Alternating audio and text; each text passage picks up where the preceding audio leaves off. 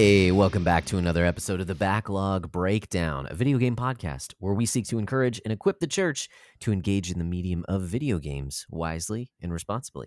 I'm your host, Josh, and with me today, as always, is my co-host and brother in Christ, Nate. Hey, Nate. It's How you doing? Nate. Yeah, I'm pretty good, man. Nice. Was that a reference to Super Mario? One of the Mario twins? One of the brothers? Marios. Yeah, you go. One is I love the that it is canonical that it is Mario and Luigi Mario. Yeah, from the 90s movie. Yeah, it's That's where canon. We get all of people. our Mario canon from, right? Yeah. No, I'm doing all right, man. We're just kind of like, we're doing, but you know what? I think I think we just need to talk about how it's been since we last spoke. So yeah, that's a great point. Yeah, how has it been over the course of the past few weeks? Is it the undisclosed amount of time? We'll put this it that undisclosed amount of time since we last spoke. Right. Yeah.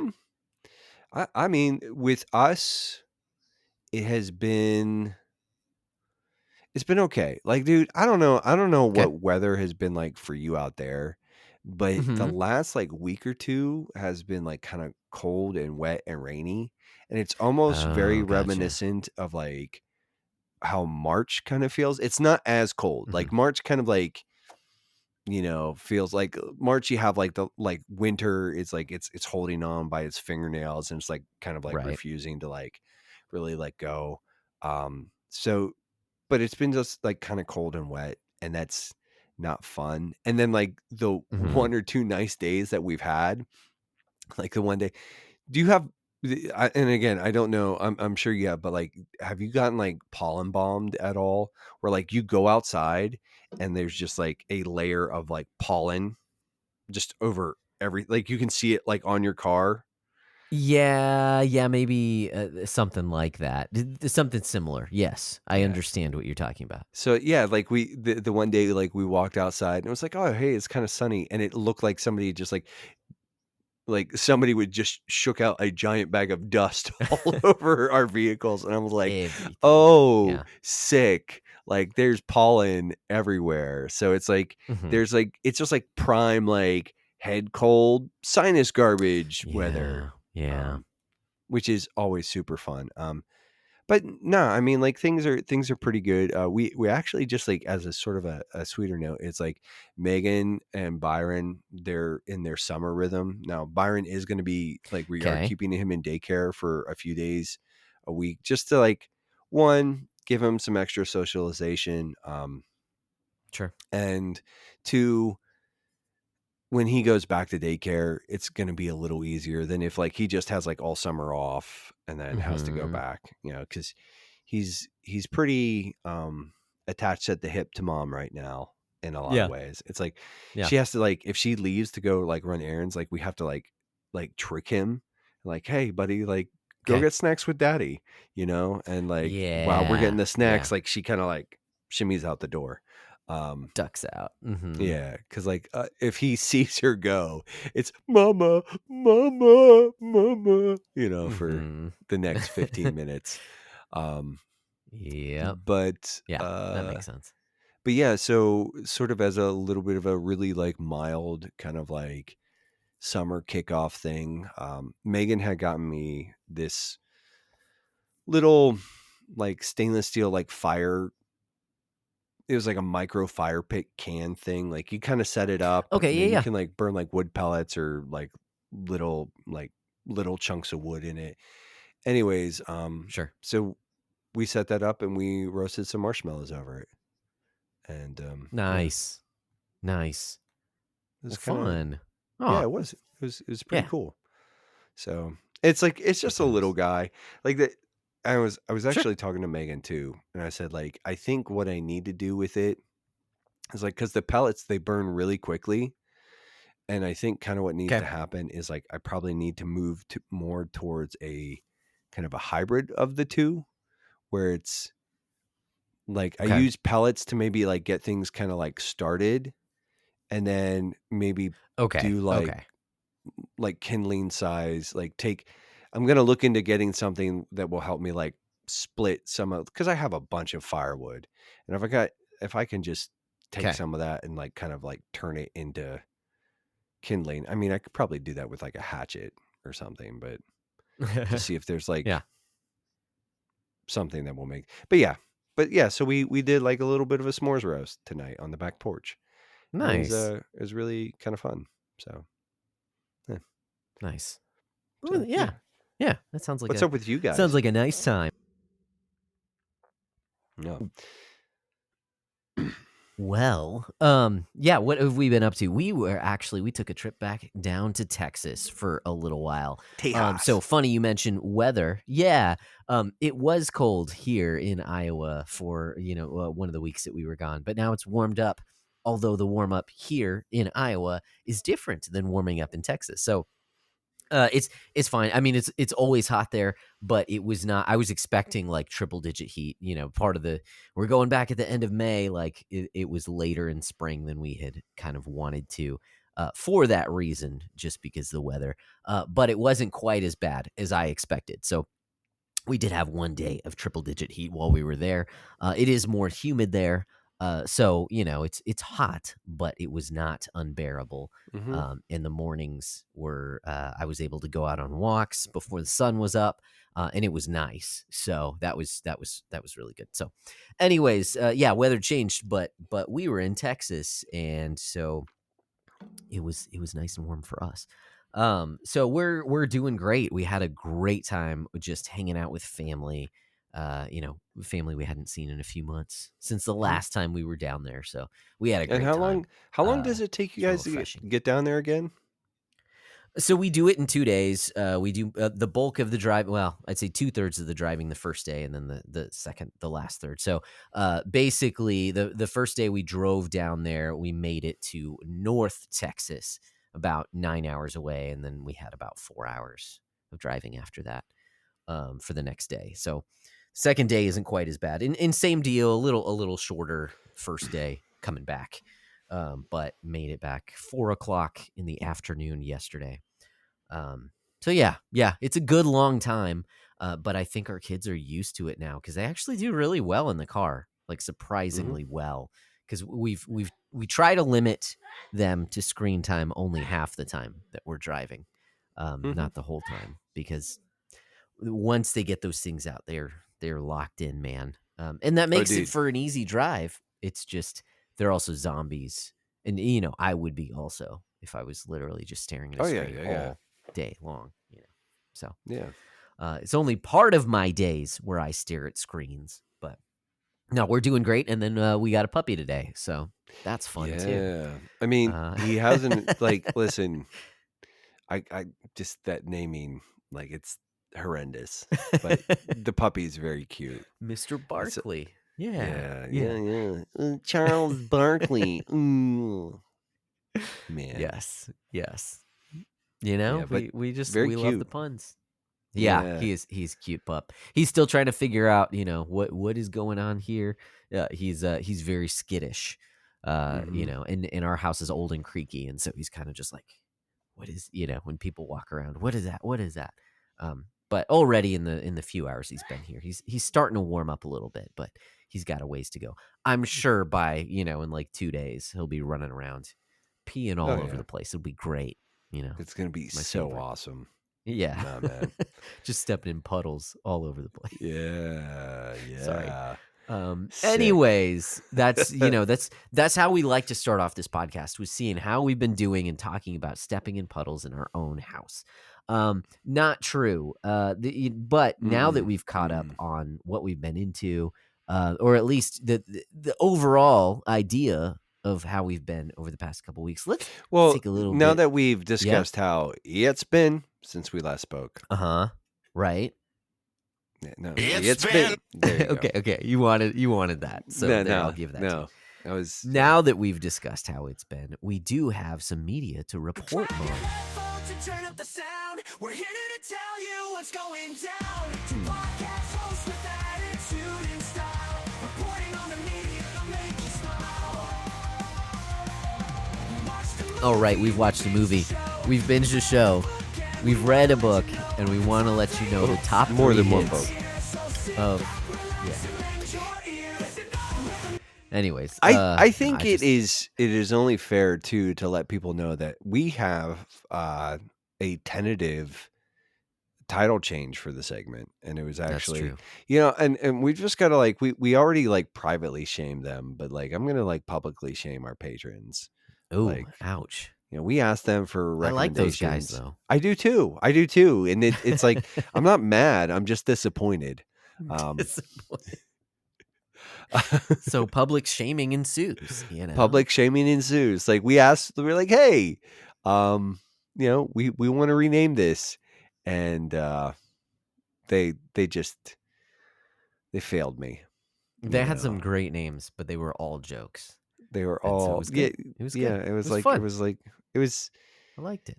It was funny, except for like we were kind of being serious. We wanted to rename this. So, but you actually posited something that I don't hate. So yeah, which I'm slightly surprised at. Yeah. Well, I think it's like it's on brand, and it's kind of like it just games. But it's also it makes sense because like so what you said, like XP share as the segment title, and that we all know that that's like a gaming reference to experience, and these are experiences, like you experience a book or a movie or music or whatever, and so like these are things that you sit down and you sort of go through, and it even works for video games because a lot of video games are very experiential in their orientation. Some of them are passive, but more often than not, like even movies and books and everything else, like even though there's a passive element where you're just kind of like you're just reading the written word, but there is like you're stepping in, so it's like it's good. It was good. The more awesome. The more I sit back on it and sort of like sit with it. So now you have to generate some AI slop to ruin that for me too. AI slop is certainly coming, and I just gotta hand it to you that I'm very surprised and very pleasantly surprised, and I appreciate that you like it so much, being that it is basically a Pokemon reference, because there's an item in Pokemon that's the experience share that you can turn on. So just remember that every time. You're ruining this, Joshua. Like you're actively making it worse. Stop while you're ahead. So there we go. Anyways, we'll have that by the next episode, So unless we get an uprising of people contacting us that we cannot stop playing that pop punk tune, and that you absolutely need to hear I would say even episode. if we get just clamoring at the gates, away. It's no, it's like it has to like we must change it. It must. Its time has passed. Yeah.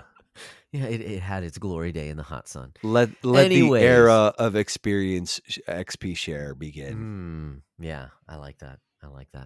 All right. Well, speaking of which, do you want to share first? Yeah, I can do that. I don't have tons and tons and tons on the agenda. Really, I got to pull up just the best radio. I'm pulling up my notes on that. Notations. I did finish Can I Say That by Brenna Blaine. I did sit down and actually just like listen to the rest of the book. There are, towards the end, there are a couple things that threw up, not flags, but like question marks, where I would probably differ with her fairly significantly. And there are just some like, again, she's more broadly evangelical. She is like reformed adjacent, but like I think she probably leans towards reformdom or Calvinism, like a Calvinistic bent, but there's some positions that she holds that do not, just like that. Yeah. Anyways, but mostly it's a really good book. I think it's a really good book, sort of examining trauma and helping people who have experienced, because like I think a lot of people have experienced church hurt, and Sure. she Yeah. acknowledges that and is honest about like her own experiences in that, and at the same time says like it's kind of like that's still not, it's almost like one of those things. It's very compassionate, but it's like it's not an excuse. Like, Yeah.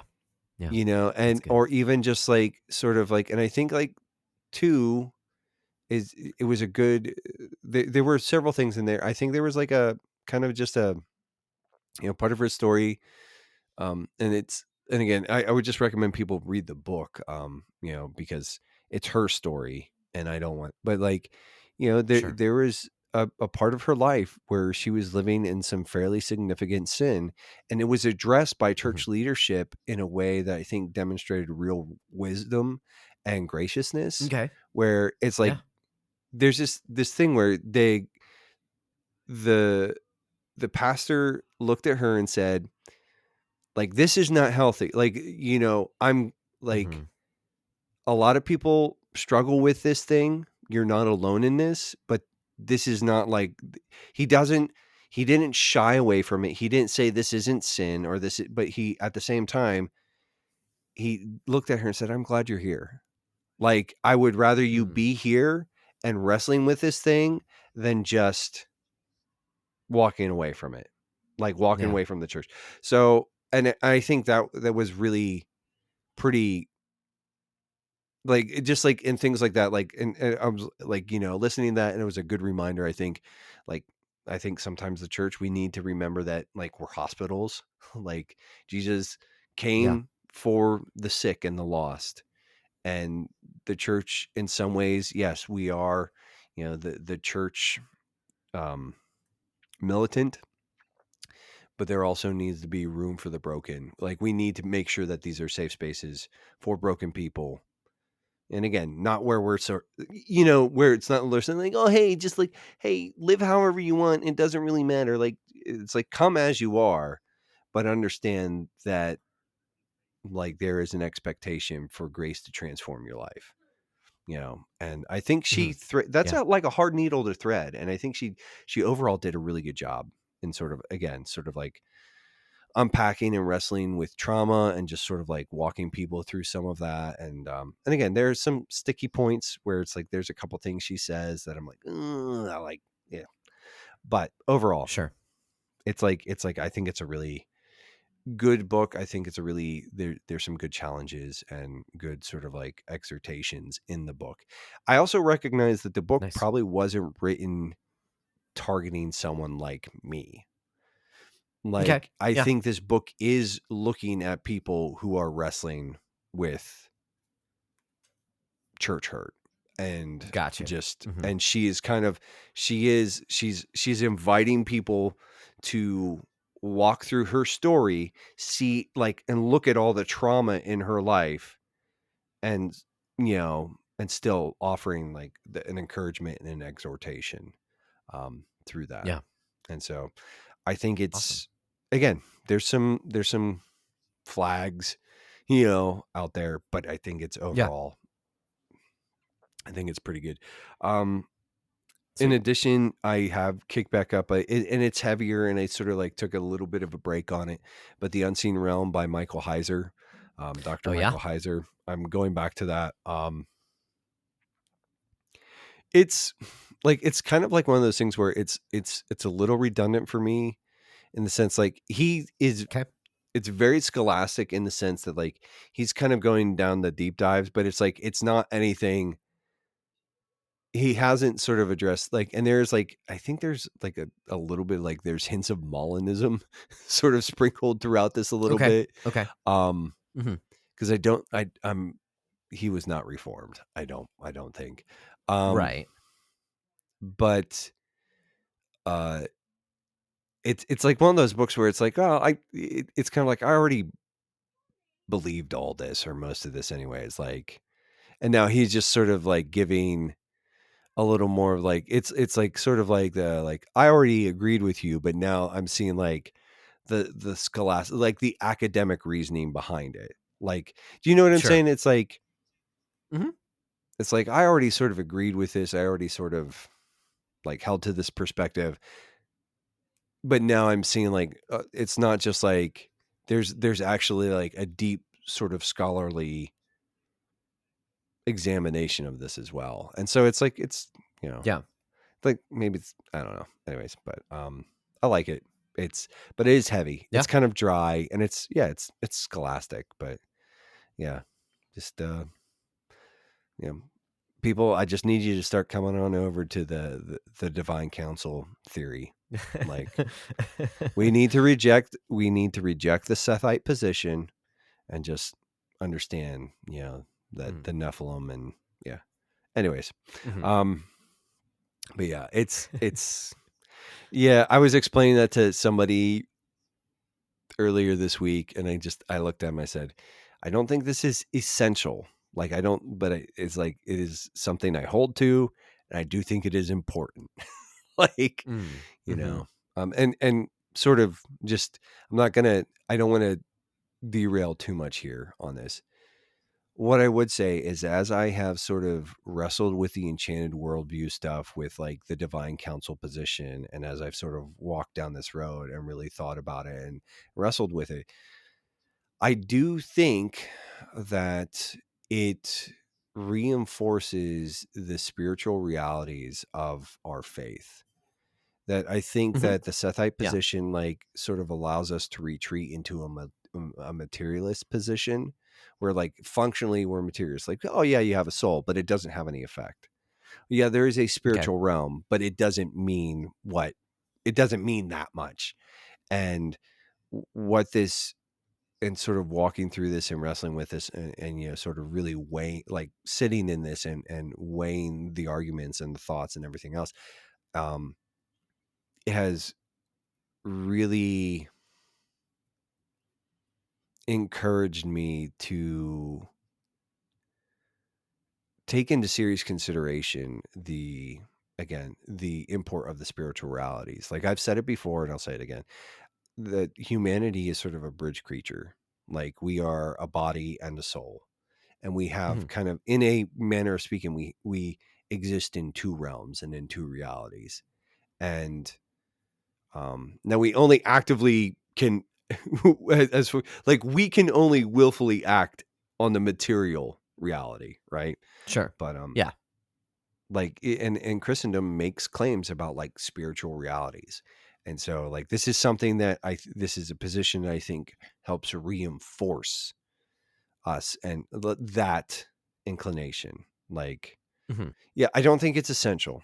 Like I don't think like if you don't hold to this, that, but I do think it has been very affirming, like and like very enriching in my own. So anyways, just saying, Sweet. like I think it's worth going down the road and wrestling with it for yourself. And I think Heiser's work is pretty foundational to some of that. Yeah. And it's not like Heiser's rediscovering like, oh, like it's not this like thing where he's just like, it's not the first time these arguments have been made in church history. It's just in a lot of ways we lost touch with this. Like some of these positions have been held by the church fathers for hundreds of years. And it's more of like, we're sort of separated, through time and space and all the other things from this. And so anyways, yeah, it's whatever. But last and sort of like the least important piece of media, it's still interesting. I still really like it. It's still super weird. I'm finishing up Severance. Okay. And so like, I'm kind of like, that's been a bit of a slow burn for me. Like, I do not understand how people can watch that show and just like, it's like, I kind of plowed through the first season pretty quickly, but even there, it's like, I could watch an episode or two and then I had to take a little bit of a break because it's kind of like, it's pretty heady. And a little weighty. Okay. Like, Gotcha. It's what like dense television. There's just a lot to chew on. And anyways, but I've been like I picked that back up and I've kind of been watching that again. So yeah. Nice. That Ben Stiller man, he's crazy. Dude. Yeah, him and Adam Scott. Mhm. They yeah, Ben Stiller, like, it's like Zoolander himself. Right. Right. Yeah. No, Yeah. I watched something on YouTube and it talked about it was like it was talking about his career in general, but then mentioned how he's doing Severance. I was like, oh wow, that's crazy. Mhm. Um. He's like the Anyways, director of tiny like he's a producer, I think. And I something think like that. Yeah, he's directed an episode or I two as believe he's well. directing it. Yeah. Yeah. Yeah. Anyways, small little anecdote. I'll just slip in here. You were talking about the unseen realm. We were listening to the Chronicles of Narnia in the car on the drive Mhm. back. So only the first few chapters of the Lion, the Witch, and the Wardrobe. But there's a fascinating conversation that Peter has with the professor, who, if you know Narnia, is Diggory. Mhm. But he's talking about how Lucy's going on and on about this world that she's gone to, but Edmund says it's all a game. So how are we supposed to do that? And it's really fun. I mean, it's absolutely classic. Just how the professor's like, what do they teach you in these schools? Don't you know anything about logic?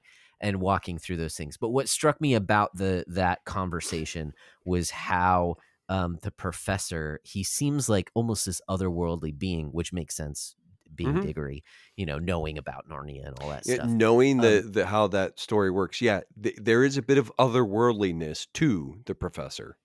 Yeah. Exactly. And the way that he just so nonchalantly is like, well, it seems like either Lucy is a lunatic or she is lying straight to your face, which she's not known to do, or she's telling the truth. And oh no, he's like, either she's a lunatic, which you can just talk to her and that she's not, because that's not the way that she sees the world. It's only Mhm. this one instance, so she's obviously not crazy.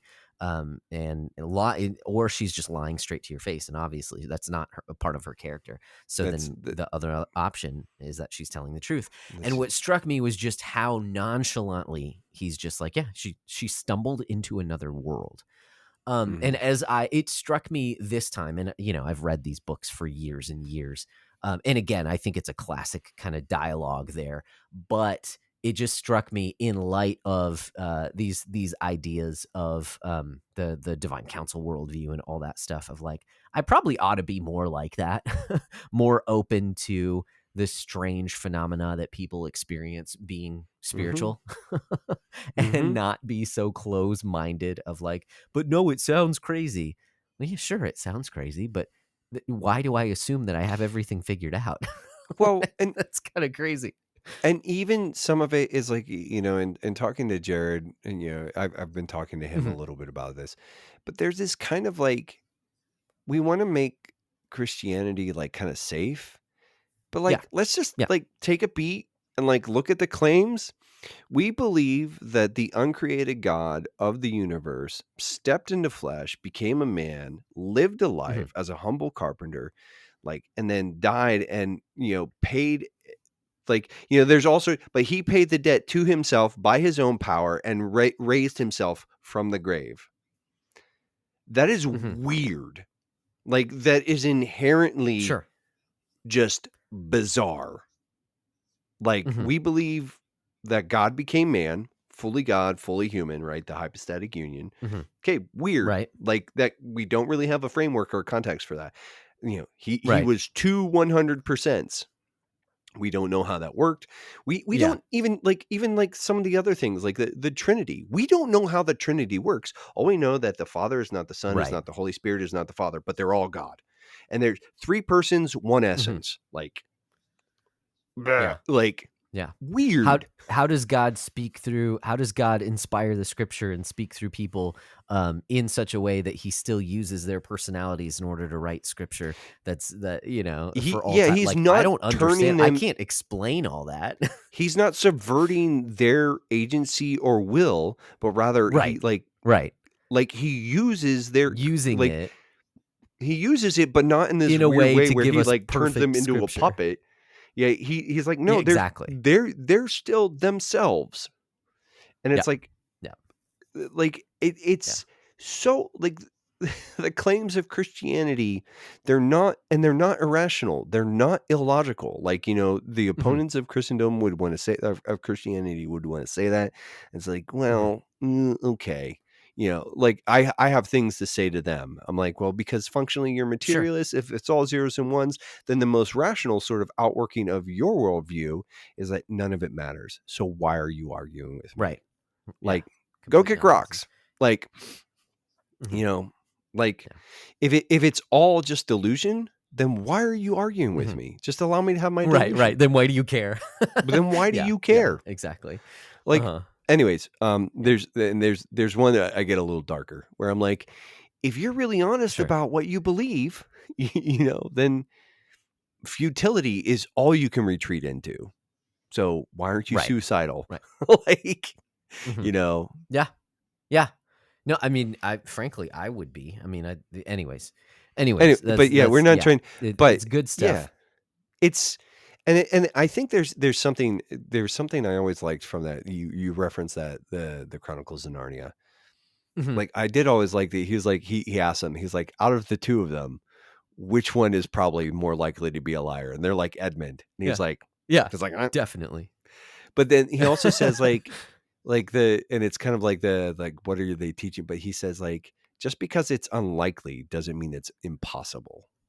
Like, or just because it seems, a little out of the ordinary, doesn't inherently make it impossible. It just makes it maybe difficult to wrestle with.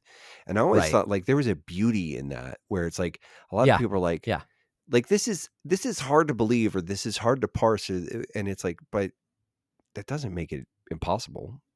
Just means it's kind of wild.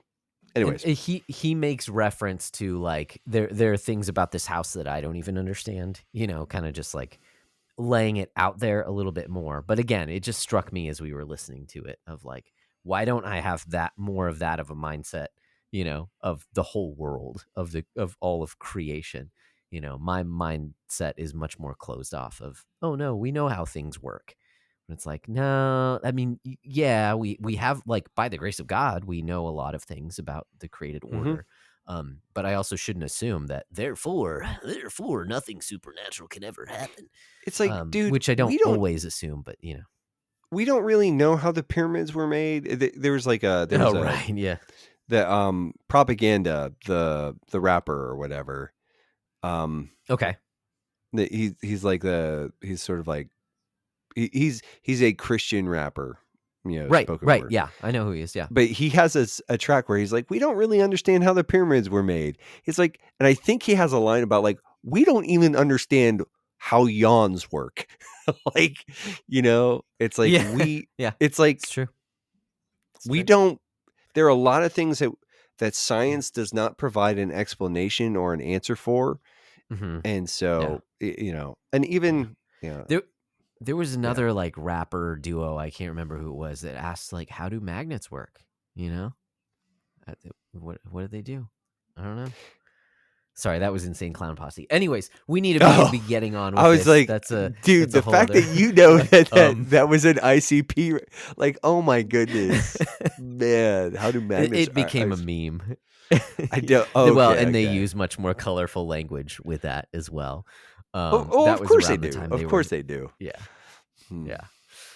Anyways, along with that, let's get back on track. I do have some experiences to share. But actually, we're talking about books and these things. So I've got a number of books just to run through really quickly.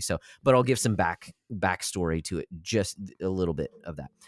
One is that while we were in Texas, I would go on walks in the morning because I wanted to continue to get my steps in, make sure that I'm doing stuff, and it's hot. And I knew I would not do that when the sun was up. So I'd get up early and I'd go on a walk for, 30, 45 minutes or something like that.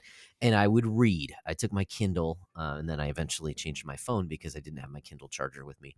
And so I knocked out a bunch of reading while we were on this trip. And primarily what I started reading about, so I talked about it last episode, I was reading this book that was given to me or lent to me from my pastor, of Leadership and Emotional Sabotage by Joe Rigney. really good book on leadership and some of the cultural things that we see nowadays and how to be a good leader in spite of some of the things that come up. But it challenged me. It was a combination of starting that book, but then also I preached the Sunday after we recorded last and on discipleship, on making disciples and following after Jesus. And even through that, a combination of both of those things of leadership, I wanted to dig more into just some more resources on not necessarily leadership in general, although that's where it ended up kind of going.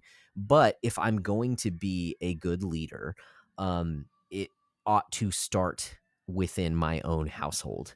And where I get that from is from the passages that talk about the qualifications for elders, and they talk about how you ought to manage your own household well. Like that's kind of the training ground. Like that's the first place where you lead, and out of that, then you can lead in these other places. I think, especially within the church, that's what we see God saying is that if you want to oversee within the church, you ought to have already practiced that within your own home. And so I wanted to just double down on that. So to that end, there are a few books, and they're short little books. But I read through Covenant Households by Doug Wilson.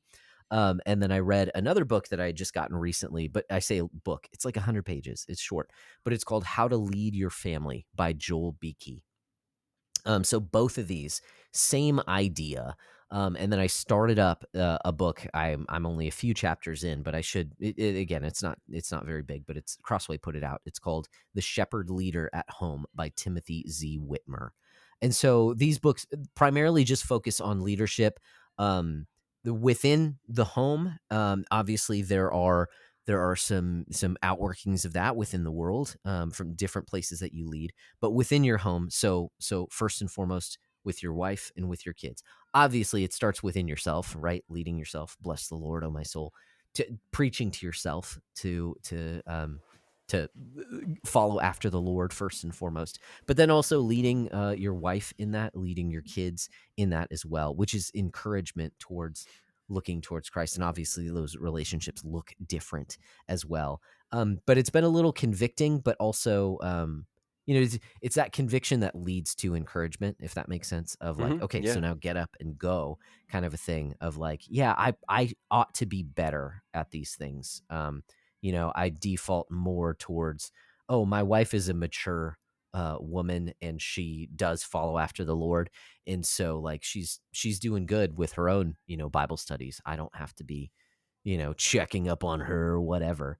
But it's like, well, I have a responsibility as a husband to lead my wife and that might look different in different times, whatever, but I ought to take that seriously. And so You again, a need to little be an active convicting there. participant in that, like in the sense that like Right. it's not just like, yeah, this like it's not like, oh, they do their thing over here, I do my thing over here, and we just kind of, it's like, no, Right. it's like you guys need to, we used to, Megan and I, and it's something, but we used to call them hard hat conversations. And Okay. it's kind of it's mostly because like sometimes I talk really fast, and so I'd be Mhm. like, where's your hard hat? But what I'm saying is that where's your heart at? Uh-huh. But the way, Yeah. but yeah, the Nice. hard hat conversations where it's like, hey, where's your heart at? Like, what's going on? Like, what are you learning? What are you wrestling with? Mhm. Yeah, you need to be an active Yeah. participant in that. And like Yep.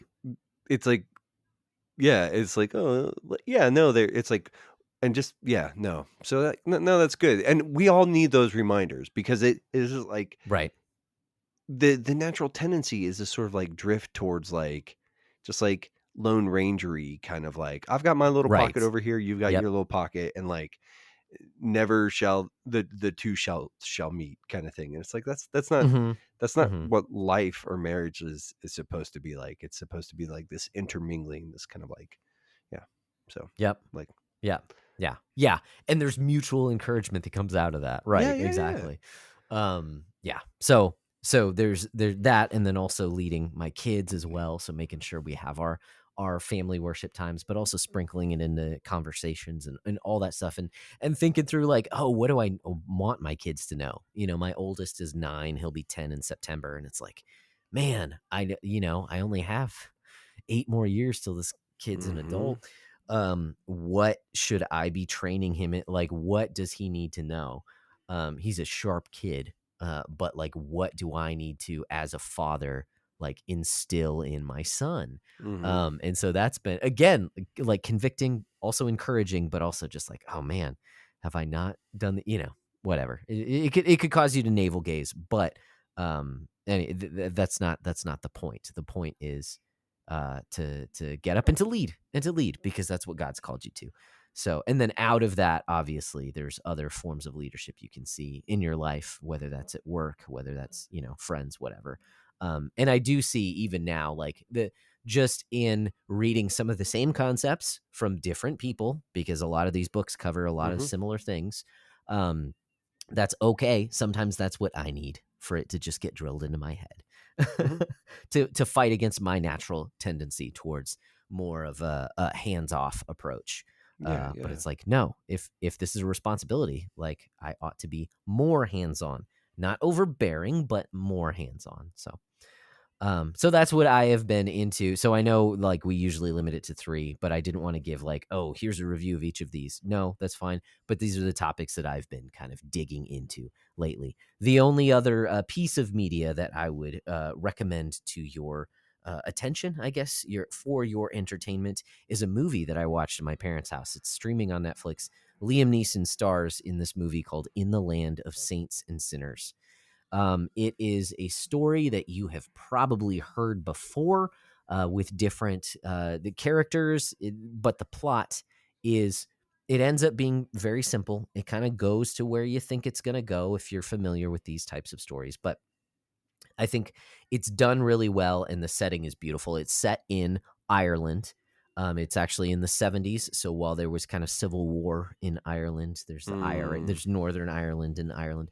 Yeah, While yeah. these things are going on, main character of Liam Neeson, he used to be a hitman, gun for hire, and basically his past kind of catches up to him, and now he's settled, in this small Irish town, and some things come up, and so he has to kind of rise to the occasion and figure out what he's going to do, and it also costs some of the people around town things, and so how is he going to work this out, kind of a thing. Anyways, it's a fairly simple story. It's just well done, and I liked it. It's set in Ireland, so it's beautiful. Yeah, well done. Liam Neeson's great. So I really enjoyed it. That said, it's not going to be something that like, oh man, this is something totally. No, you've seen it before. It's just in this case really well done. So, In the Land of Saints and Sinners is a good movie. It's like Hmm. half an hour long. So, it does have language. Okay, they're It's Irish, half not an like hour. no, an hour and a half. Did I say I half an thought you hour? said. Oh I man. thought you said it's half an hour long. I was like, that does not. That's what? What? No, no, it's a full length movie. I don't think it was 2 hours. So I may be off, maybe an hour 45, but it's not. It doesn't overstay its welcome. It's pretty, yeah, but Okay. good Okay. stuff. So that's what I've got that to share, my experiences to share. Except that we are a video game podcast. We do like to talk about some video games. So Nate, what video games do you want to talk about? What have you been playing? Uh, I mean, probably to no one's surprise, Claire Obscure is still on the list. I beat it, Okay. but there is a wealth of post content. Um, and Hmm. I do want to get the platinum. There is like Okay. one fairly significant. There's two trophies. No, one trophy that is tied to these really pretty suboptimal mini games and some Oh, platforming, gotcha. which are like I'm just like, oh, this like so it's like it's kind of one of those things where it's like I've been like slowly kind of chewing away at some of the other things. I'm actually probably going to take a little bit of a break, just because I do Okay. need to focus on. I do want to focus on some other things. Um, we have the locked and loaded list. I do want to be Yep. prioritizing some of those gameplay experiences as well. Like there's a couple games on that, like especially like Doom Eternal and Returnal. Like I'm looking at both of those, and I actually did fire up Returnal not too long ago and played a little bit again. I think I'm going to go back to that a little more in depth. Um, but yeah, it's just kind of like, but like those two games in particular, like they're games that have kind of been on my backlog for a while, games that I have started multiple Mm-hmm. times and haven't finished, and I'm just like, we need to be done. Like it's like I Yeah. need to like Gotcha. kind of like crap or get off the pot kind of moments with these games, like either beat them and just kind of be able to like put them Mm-hmm. down, or be able to speak on them like with some sense of finality, or just like Sure. be done, like just abandon them and say like we're done. um Right. so that you know, and you'll bring this up too, but we are, and you know, we're one of our pending episodes here short, in the somewhat immediate future is going to be on a game called Long Gone Days. It's a patron pick. Mm-hmm. It's sort of an independent RPG kind of thing. And I've started it up. I Yep. played, not a ton, like maybe the first 30 minutes of that game. um it's Okay. interesting so far. It's Mm-hmm. well, we'll see. Like I don't have enough gameplay under my belt to sort of have too many strong opinions on it, but it's interesting, and I Sure. think the subject matter Yeah. that it's tackling, you know, is intriguing. We'll see. We'll see Yeah. how it sort of like shakes out. Um but in addition to that, I did fire up Remnant 2, just to like, I'm going back and I'm playing with Okay. Parker. Like there's some DLC that he had picked up based on my recommendation. So like we're going back and I'm kind of like, I'm Sherpaing him through that, and just sort of, Nice. and then Nice. so it's just like, and that's kind of, it's just cool to go back to that game. It's fun. It's Mm-hmm. it's a good game. It's like kind of like Destiny 2 light-ish. It's like, I don't know. It's like Oh, kind okay. of like, it's like loot and shoot meets like over the shoulder actiony kind of, with like some little bit of like Dark Souls vibes in it. I like the first Mm-hmm. Remnant. I think Remnant 2 is just more of the same but better. Um yeah, so that is a game I just would recommend to anybody, who, Mm-hmm. even if you like, oh, this sounds pretty interesting. Well, it is interesting. It's pretty well done, and it's got a pretty good gameplay loop. And so playing through that, and just kind Nice. of looking at my notes here, did dip into Split Fiction with friend of the show Micah for a little bit. Oh. We may try to like do an episode on that, sometime this year. So it's cool. Okay. It's cool. I mean, if it's from, I forget the name of the studio, but Joseph Ferris is like the lead designer on this. And yeah, they did No Way Out. They did, or no, I think it's called A Way Out. It Takes Two. Yeah. There was another one. There's another, Brothers. They did Brothers. And then Oh. yeah, I'm pretty sure Brothers is one of their games as well. And then yeah, Split Fiction is the latest in that line.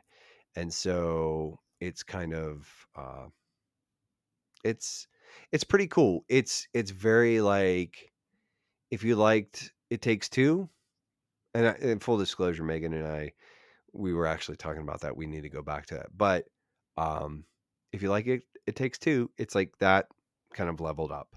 Um, but yeah, it's good. It's just kind of looking here. The other thing, yeah, and that's pretty much it as far as I've been playing. One thing I did kind of want to just sort of shout out is on Steam for free. There's a game. If you are anything like me, and like, I like typing games, and I'm not a great typist, So like I have a fond sort of I remember when like we used to play typing games in like the computer lab at school. Right. Yep. Anyways, so I've kind of gotten back into like typing games because I want to just become a better typist.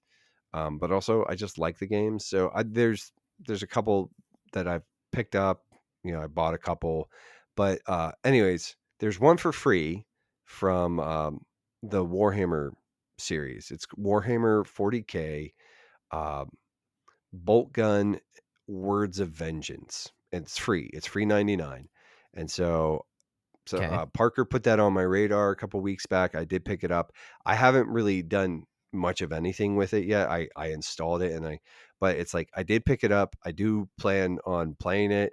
And yeah, it's like if you like typing games, there's a free one on Steam.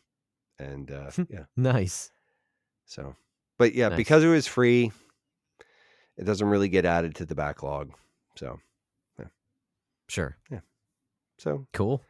Yeah. Nice. Nice. I'll be checking that out and probably reporting back on it. But like, yeah, it's a typing game. So cool. Where you get to shoot your space skills. demons. Yeah.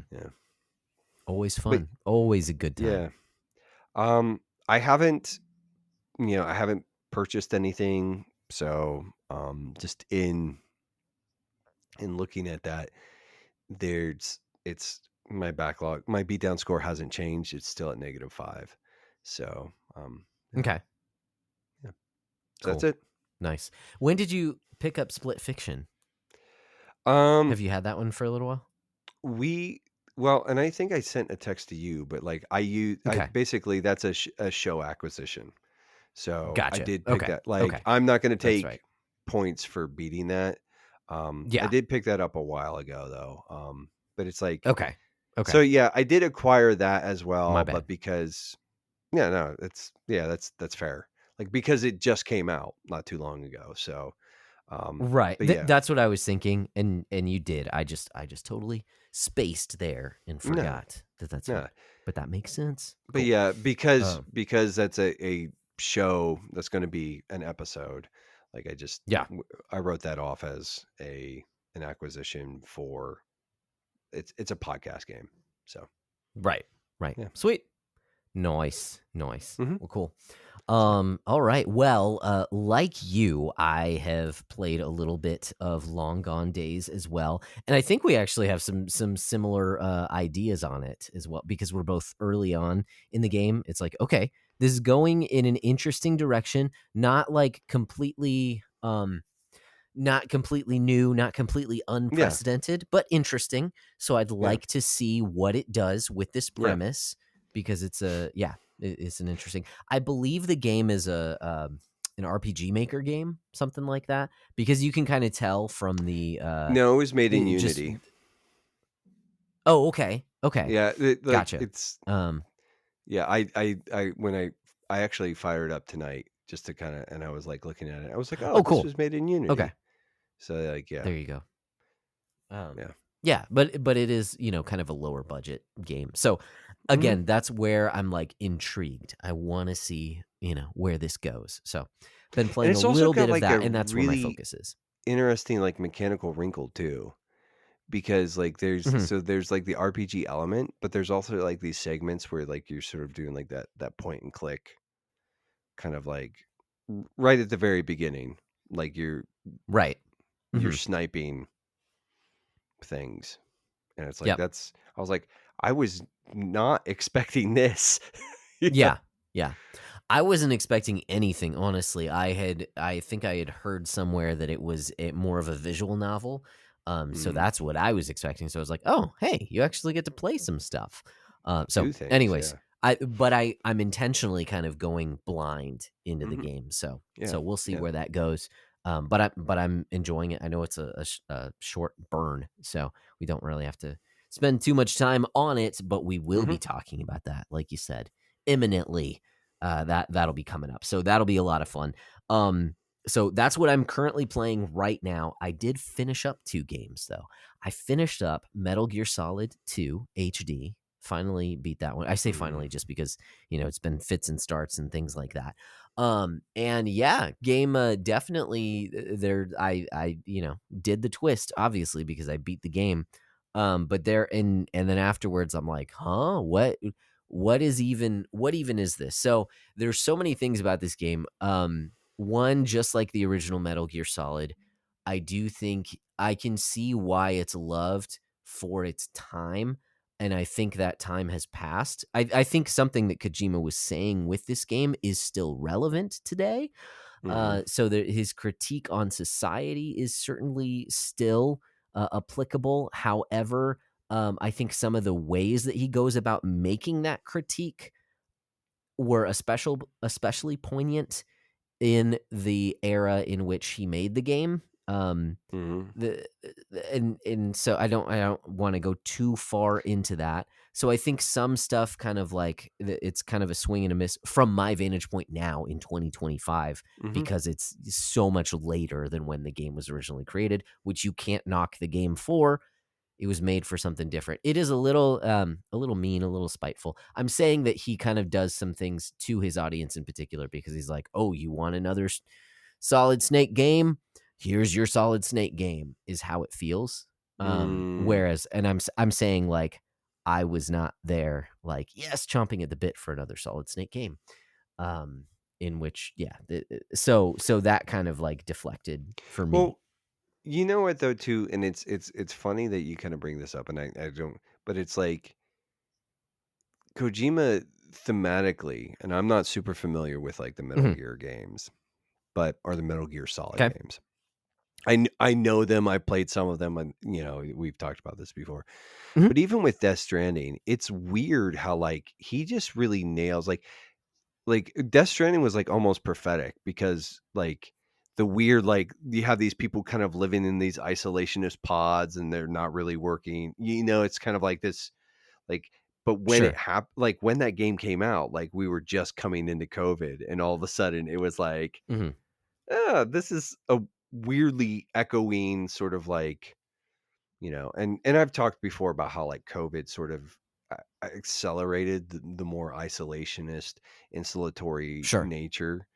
But it was like, it's weird how like he does really kind of,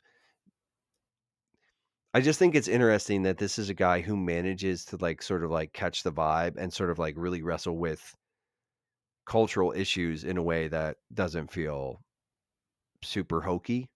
You know what I'm saying? Like, it's like, well, this is like an interesting way to kind of like come at these things.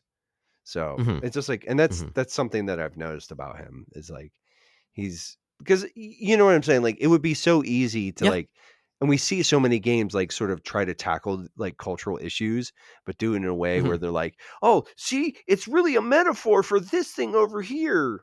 And it's like, but he's like, there's something like really kind of cool about his ability to do that in a way that's not as preachy, I guess. Anyways, right. I think the more preachy element kind of like didn't hit for me because I wasn't the exact person that he was speaking to, if that makes sense. So I can get more into it, but then it would be super spoiler. Well, and so there's gonna be a book club episode on it. So okay. Well, I think that was on 3, but anyways, we'll see about. Yeah. Wow. So we'll see where that goes. I'd be happy to talk about it more. I will say that it does end up being a bit more messy than I wanted it to be. Hey, sounds familiar with like Death Stranding or whatever. That the game is a lot of cutscenes. My goodness, like probably half the game is cutscenes, and then you play the other half of it. And mechanics can be frustrating because they're old. Okay, whatever. But I didn't feel like the mechanics and what the game ended up being about were super in tandem with each other necessarily. In that the long cutscene at the end of the game that kind of like reveals a bunch of stuff felt very out of left field to me. As someone who's been playing the game for a while, so what I'm saying is that for me, MGS2 is a mixed bag. Okay. I understand. Yes, there are some things that are, kind of prophetic, that there is something, there's a really interesting thing that he's trying to tackle, and doesn't necessarily give you an answer, although the one that he does seem to give, I'm like, nope, totally disagree, bro. That's not satisfying at all. Which is okay. That's fine.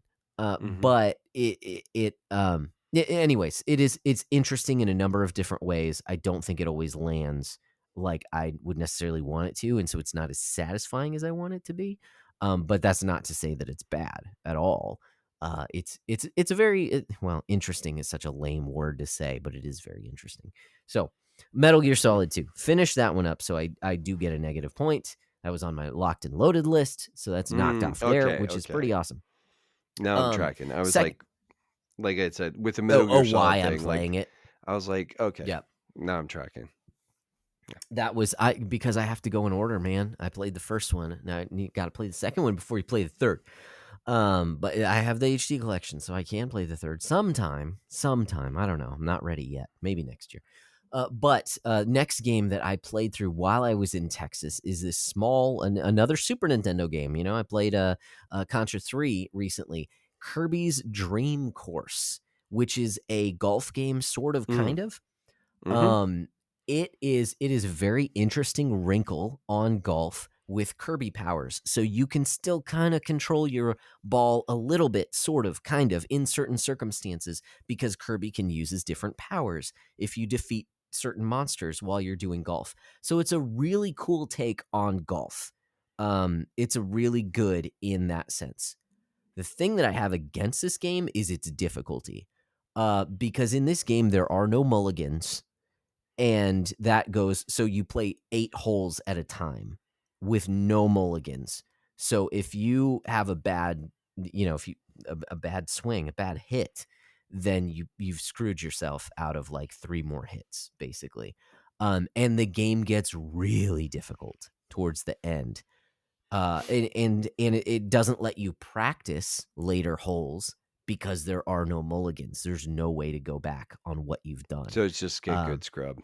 Yes, it is absolutely get good, because like there are certain levels that seem like they can only be beaten in certain ways, which means you'd have to lose at those levels quite often.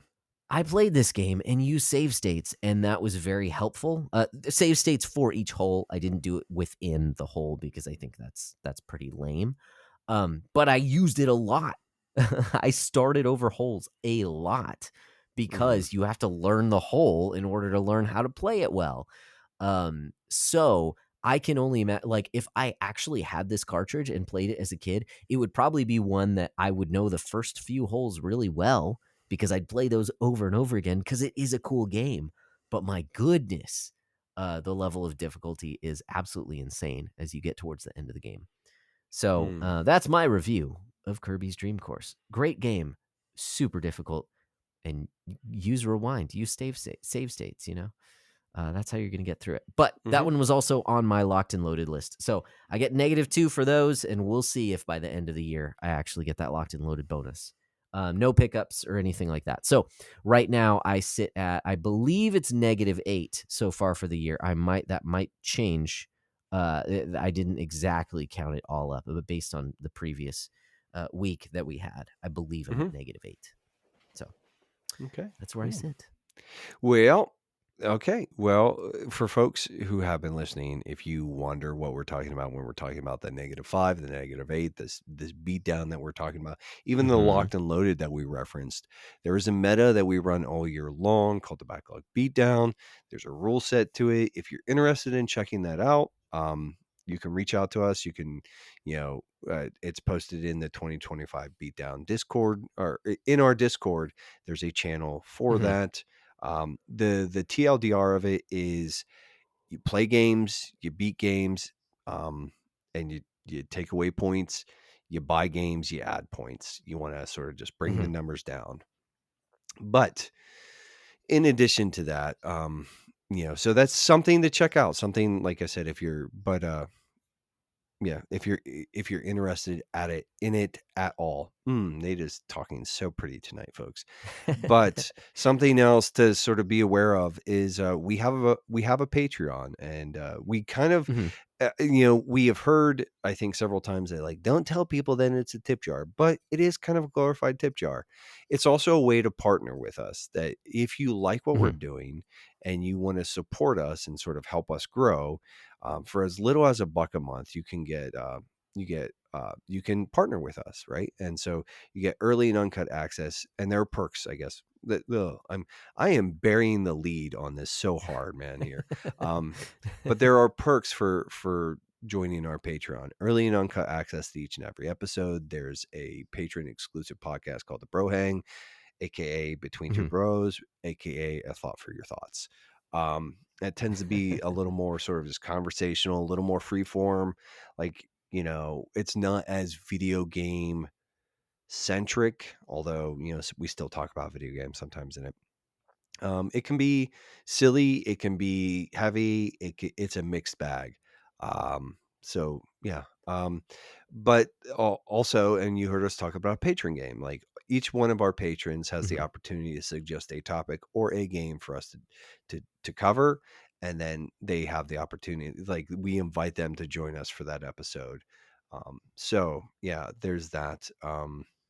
Yeah. And like I said, for as little as $1 a month, you also get a little more access to us through the Patreon, a little more access in our Discord, etc. There's a special designation and server channel for the patrons, so on and so forth. Yeah. But that being said, so if you've done the sharing and the caring, you've done the rating and the reviewing, and you want to go a little bit above and beyond, that's how you can do it. Last but certainly not least, we have partnered with some of our friends, and we have like a little bit of a podcasting network that we're part of called the Playwell Network, alongside Wesley Ray, the Henshin Dad himself, with the Retronym podcast, Paul Lytle, aka the Techno Funk Boy, with the Thorns of War, which is an actual play Dragonlance podcast. I got it. I Mhm. feel Mhm. every time You I say did. all those words the right way, I get excited. And then you've got Porcho with nothing, the wonder from down under, with nothing new under the porch. We love these guys. We love their content, and we think you ought to check it out. So here's a word from one of them. Do you think that this is like a really close-up shot of two small crabs, or were those really big crabs? How do you know they're even real? They're imaginary crabs. Jimpleton, please tell me we can go look for imaginary crabs. Can we? How would you look for something that's imaginary? Oh, that's the best thing to look for. War has come to Krynn, a war building for centuries as dragons and gods drift into myth and legend. This is the war that will bring an end to it all, or restore what was lost for good. Dragonlance, The Thorns of War, is an actual play Dungeons & Dragons podcast. Available everywhere in May. Subscribe today.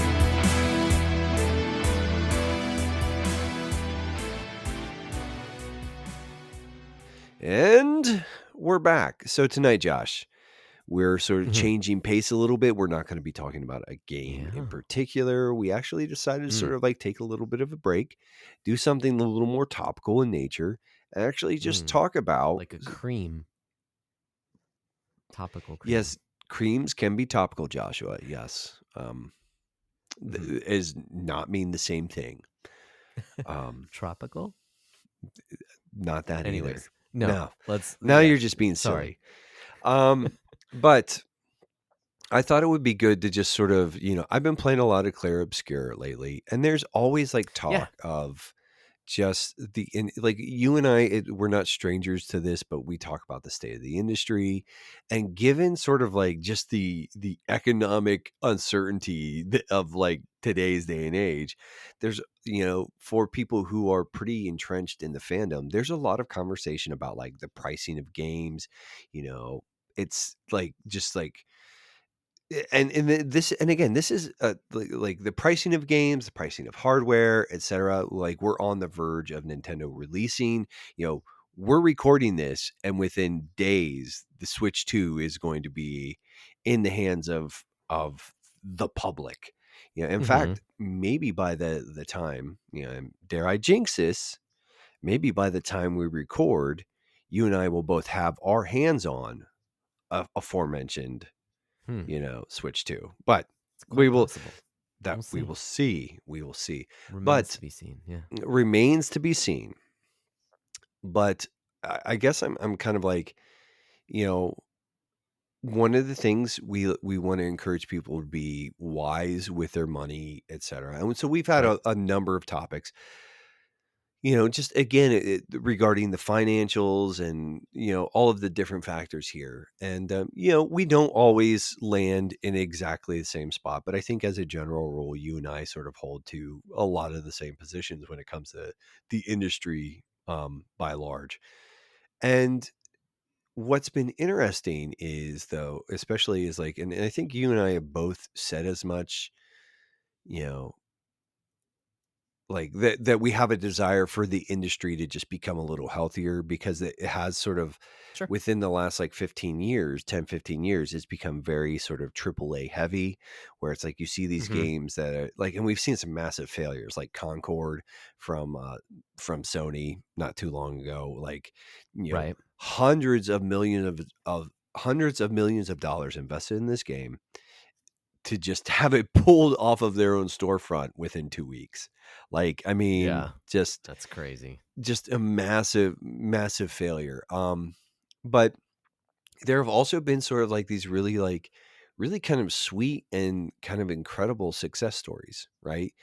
In addition to that, like, the fact is, and again, the aforementioned Claire Obscure, like, 33 days after the game launched, they had 3.3 million sales, which I think is Yeah. kind of fun. And that's a little like, Right. oh, that's a little not auspicious, but it's like a little like, kind of like, oh, this is like fun little coincidence kind of stuff, Yeah. Sure. Yeah. But, Yeah. and then, and that's made by a smaller team. I think it, like 30, 40 people made the game. It's coming out, and it's kind of everybody who's playing it is like, yeah, this is a strong contender for it, at least needs to be in the game of the year conversations, with the more prestigious awards.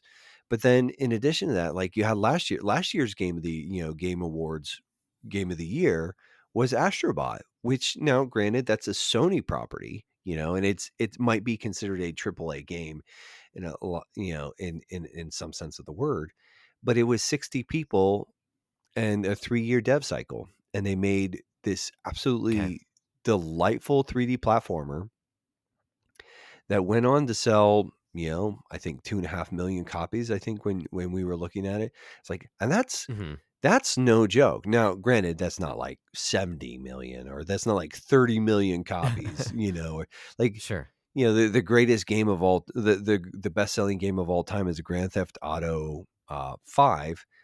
We talked about this, didn't we, not too long ago? Where Yeah. GTA's Was it on a sales main numbers, episode? It you might know, have even been on a bro hang, but yeah, it's ridiculous. I'm just gonna like Google this, because it's like, It's it in the is hundreds of 210 million copies 210 is million. So what it's Google AI says. so Yeah. there's that, but it's like, it's kind of been really pretty charming to see this kind of smaller groundswell, where you have these projects that are, I think, not so ambitiously scoped. They're a lot more sort of like, I think, just fiscally responsible, and they're releasing to great success. And again, it's not like, what would be absolutely wild is if Astrobot had sold 10 million units. You know what I'm saying? Sure. Then that we'd be Yeah. like, ugh. But I mean, even given that, it's like, again, smaller team, 60 people, a 3-year dev cycle.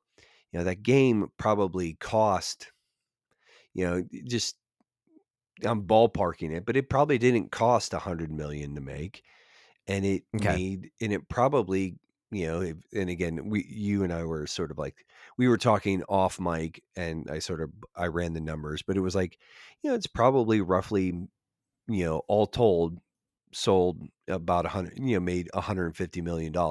You take out dev costs and say, even if that's 50%, or even if it's a little bit more, that's still like, 50 million ain't nothing to sneeze at. Now, when your company's Right. operating, your general revenue is $250 billion a year, that's chump change. But it's just kind of interesting. So all that being said, it's just kind of interesting that there are these smaller, more scalable things, and they're actually they're succeeding in pretty high profile ways. And so I wanted to have a conversation about that, and sort of what we think it could mean, what we think it, what I think both of us would hope it sort of portends for the industry, and just Right. sort of maybe like celebrate this for a few minutes. So that's what we're Yeah. going to do. Yeah, and hopefully it is, at least an encouragement to the gaming industry as a whole, because like you said, there have been a lot of kind of high profile flops lately over the past few years. It feels more so it's a combination of that. The reason it feels like there seems to be more studios closing, the studios like kind of putting all their chips into their latest game and then having it fall apart. We talked about this in the Dishonored episode, but Arcane with Redfall, was another big one too. So you see kind of these ripple effects of these kind of really big swings and where they don't pay off, and it really kind of tanks the whole studio. That doesn't seem to be as prevalent in the past. It seems to be more of a trying to play the field, not really trying everything into kind of your latest game. But also it seems as though there's also other development houses or distributors or things like that have kind of overblown expectations as well, for how well their games are going to do. I think of even the Final Fantasy VII remake. How the sequel to that is critically acclaimed while being, at least sales wise, a disappointment. It hasn't Oh, sold as it's well as kind the of first not one. fair though, because pretty much anything that ever comes like, uh, From Square Enix yeah, nowadays. and Square Is Enix that what you're saying? Yeah. expectations, like unless it's like, there are games that have sold like 10 million units, and they're like, yeah, it's still underperformed, and it's like, Right. Right. are you on drugs, my guy? It- well, but that's kind of the thing is that they expect it to have this huge return based on all of the resources that they're pouring into it. So with that as the background, then we have some of these games like Clair Obscur that come out that didn't have a ton of lead up. I don't feel like. I mean, maybe a year, I would say, of public just kind of like, hey, this is gonna come out, but it didn't seem as though it had huge marketing. I think of other indie projects. Actually, game that I just picked up within the past month was Sea of Stars, where you've got these kind of smaller indie games that come out that do really well. And perhaps that's mostly critically acclaimed, but that critical acclaim does at least have some effect on the sales as well, to where you have some really good, um, uh, you have some good return on investment for these smaller projects. So, um, it I would hope that something like Clair Obscur would at least show the rest of the gaming landscape a number of things. Okay, so I don't know. Haven't played the game myself, but it is a fun take on frankly the JRPG genre, the turn-based RPGs, with its own twist. So it takes kind of the core, and this is my understanding. You can correct me if I'm wrong, but it takes the core of what people enjoy about turn-based RPGs, but it also adds in some real-time elements to that, or at least Mhm. you're not just selecting attacks, but you actually have some button pressing to do and some timing and some challenges to do yourself. So I think with that in mind, there are things that we can learn from a game like this. Well written, passionate teams, passionate teams that make well written stories in a story based game. Not every game has to be story based, but in a story based game, you really kind of focus in on the things that your audience wants. Is not necessarily fidelity, not necessarily a huge runtime, because it's a shorter game when it comes to JRPGs. It's not 120 hours. I would hope that this would at least show that there is a market for some really well done games, even if their scope isn't absolutely enormous. Well, I think so. I think like, and I think one of the things that we need to just sort of discuss, or that needs to sort of just be mentioned, is, and again, I don't know if there's any official press on this, but a lot of these bigger publishers and developers, like, it's not, and just, to sort of like go back, Sea of Stars sold 250,000 units in its first couple of weeks or whatever. I didn't Okay. find much numbers on it beyond that. But I don't, and that was sort of like, that's more of like a cult classic kind of thing. Like, the people who loved Okay. it really loved it.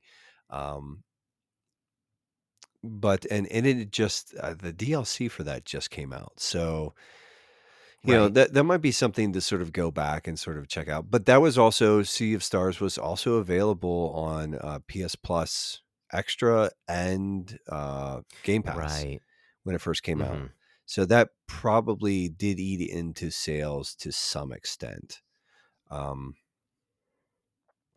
In addition to that, though, but and that, full disclosure, that's the other. Claire Obscure is actually on Game Pass. So, and again, it's probably Okay. cannibalizing some Wow. sales. Sure.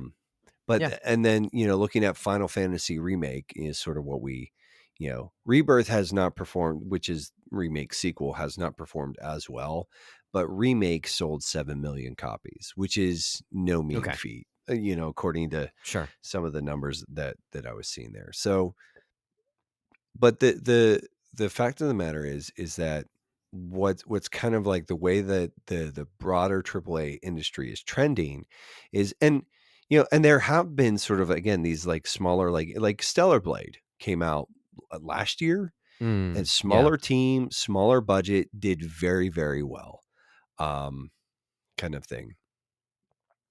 But uh and even Sony's Hellblade, or Helldivers, not Hellblade, Helldivers 2. It's Right. think that was Sony published or whatever. But again, smaller team. Now, the difference is that was a project that kind of, that had been in development a long time, and I think got rebooted. But yeah, it's sort of like smaller Okay. expectations, and it does just massive success. But these smaller scoped sort of games, like, there's a pocket for them, but it's not going to be like the big sort of returns. I think it's like, and again, we mentioned GTA 5 and how, like, the 250 million copies, that's an outlier. Like, but like, even Mario Kart, um, Mario Kart World's coming with the Switch too. And I was actually Mm-hmm. talking to some friends of mine, and they're like, it's kind of that's a weird call. And I'm like, well, not really, when you look at the fact that Mario Kart Deluxe, 8 Deluxe, or Mario Kart Infinite, or whatever it is, I don't know. But when you look at that, that's the best-selling game on the Switch, and it's one of it's like, I think that's 50 or 60 million units. Yeah. So it's like, it makes sense. But again, and Nintendo's sort of an outlier in this anyways. Like, I think they just do a pretty good job of scoping their projects and budgeting their projects, and just being, they don't seem to go in as hard on everything. But like, Sony's they're kind of like the big, well, Sony and Microsoft both do this, but they spend hundreds of millions of dollars on these games. And then, Mm-hmm. the thing is you need some sort of return. I mean, in fact, like you need a significant return. You like anything less than 10 million units is sort of seen as being like subpar. It's like you need the massive return. So it's like you have like something like The Last of Us Part 1, like when it first comes out, like, and again, I don't know how much that was made for, then, but it's like The Last of Us, Part 2, you need like, they spend 250, $300 million, or, maybe it was only 150, but it's like, they're really expecting like significant returns. So like where we were talking about like Right. Astrobot, it's like you have 3 years, 60 people, and maybe it cost $100 million to make. And so you get like you get basically a 50% return on that. But it's like, what happens if you blow that up to like, a 50% return on, or 150%. You know what I'm saying? Like you cover costs and then make Sure. an additional 50. Like what happens? So it's like, it makes sense to sort of chase that, you know what I'm saying? Like that instead of like the little bites, like you go for like just the big monster hits. But in a market where it is becoming more and more difficult, and like, and that's the thing is like in talking about Nintendo, like there's been a lot of consternation about like the pricing of their games going forward. Like Sure. there Yeah. was and I'm not going to weigh in on any of that conversation. Like that's something that you and I have talked before. But like, it's like you can either get the Mario Kart bundle, and so you get Mario Kart for $50, or you can buy the game separately for $80. And there are a significant amount of people online who have expressed a substantial amount of consternation and frustration with that. And this is shortly Sure. after, Yep. Sony just a few years ago, was the one who sort of turned the pricing up to 70, Right. and like it's tough because like things are tight. And so then you have a game, and one of the other, fun things about Expedition is that it retails for $50 for the base, for the basic version. And so it's like Right. just seeing those sort of wild success stories. I even think about something like Control from Remedy. Now, and I don't want to sort of just say like, no, hold up Remedy as model, because apparently Alan Wake 2 is struggling financially. But Okay. are they there's Alan Wake 2 has not been the financial sort of dynamo, but like Control, I think that game was made for something like essentially like 50 million US dollars and did really well as far as sales go. So like there's something in that where, and you said this that I think does need to sort of be latched on, is like when I look at the common thread of some of these things, like these smaller, more independent, like these, it's like there's a smaller team, there is sort of a really it's they're making something that it seems they actually want to make, whereas like, Yeah.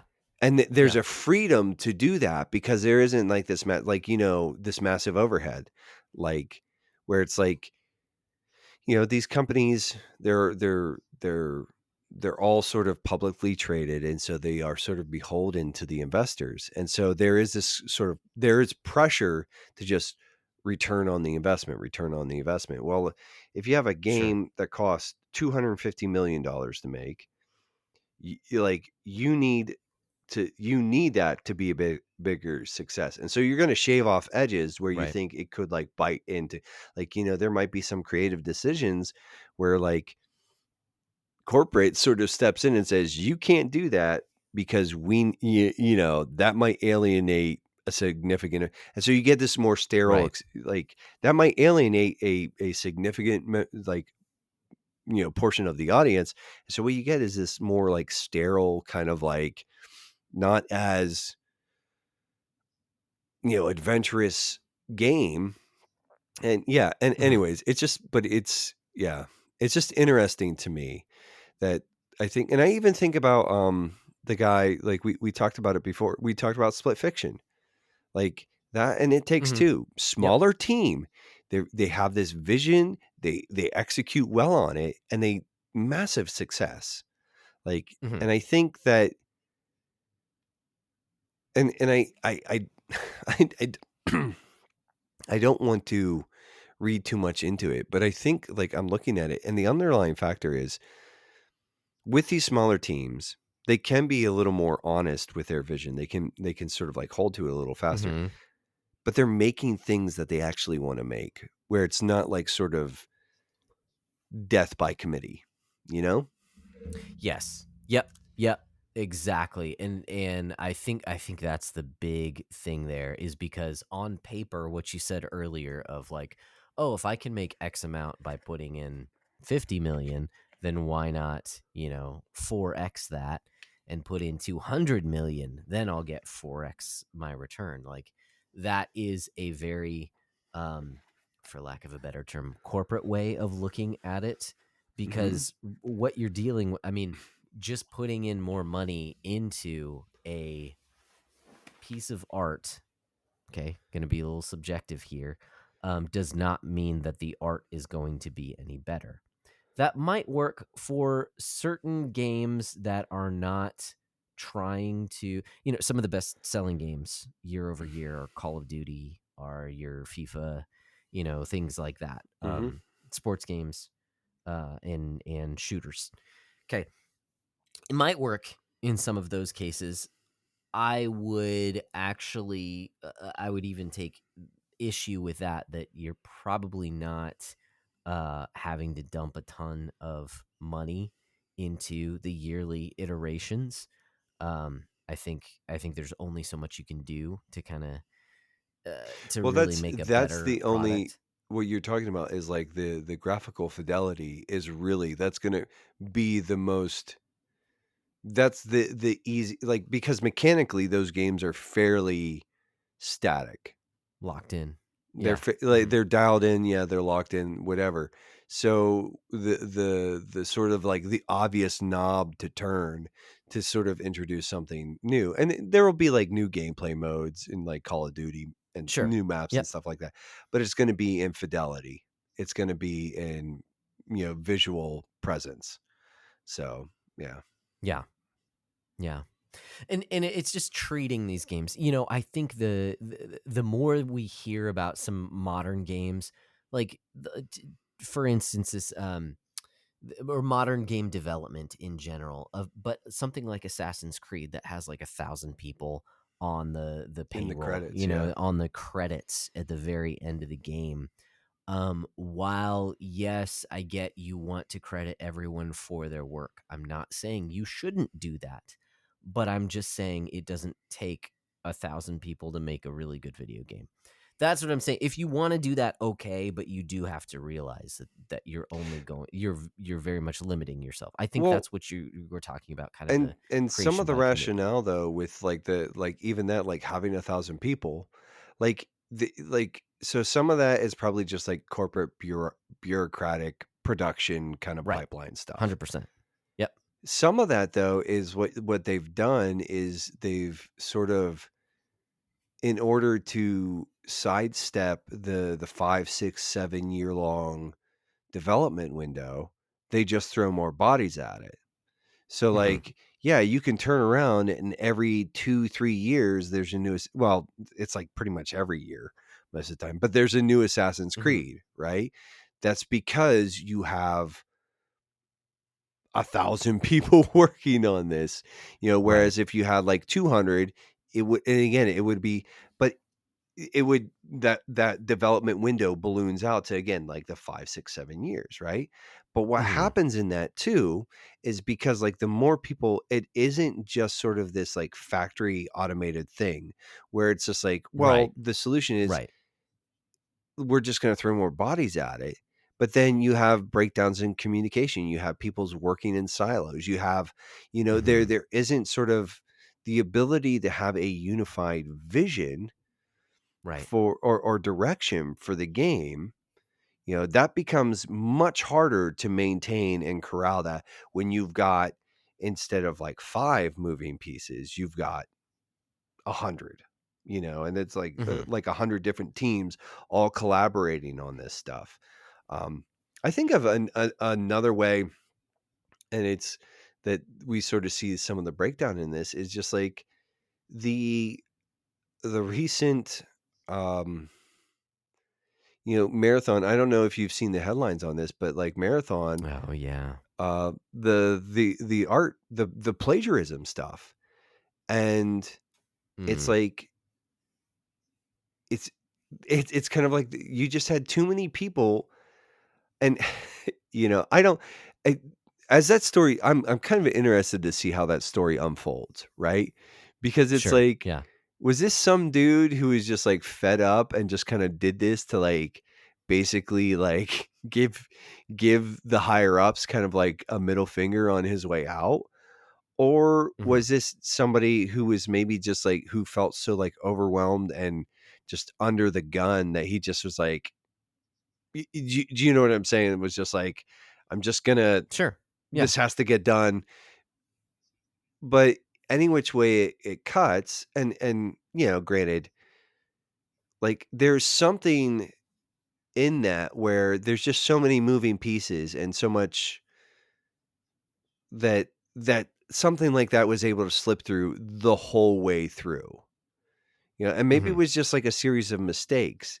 But again, there's something, it's like there's a certain size where it's just like it's just too big. There's too many cooks in the kitchen. There's too many fires to sort of Yeah. manage. And um and again, it's sort of just what's really been kind of refreshing is that when you have these smaller teams with this smaller sort of like commitment and the more reasonable sort of like kind of thought out scoping of the project, and again this sort of a much more unified vision and direction. And it's Yeah. like, and people are reacting to that. And it's almost sort of like the principle is like when you make a game for everyone, you're not making a game for anyone, kind of thing. It's like almost that principle Exactly. can kind of Yep. be extracted from some of this, Yeah. you know. Yeah. I think that's the biggest thing is because I don't want to go so far as to say it might sound up to this point, oh, only play indie games. We don't like big games. No, we literally just talked about, how we're both excited for the Switch 2.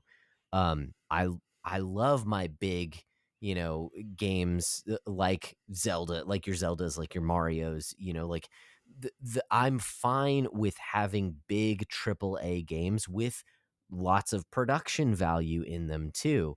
However you Yeah. want to say that, like huge games, whatever. I'm not against those things, but I think you hit the nail on the head there, is that when you start having to dump a ton of money just into development costs of a game, then your game has to sell a certain amount to recoup its investment, which means you need it to appeal to the lowest common denominator, which means you make it more generic.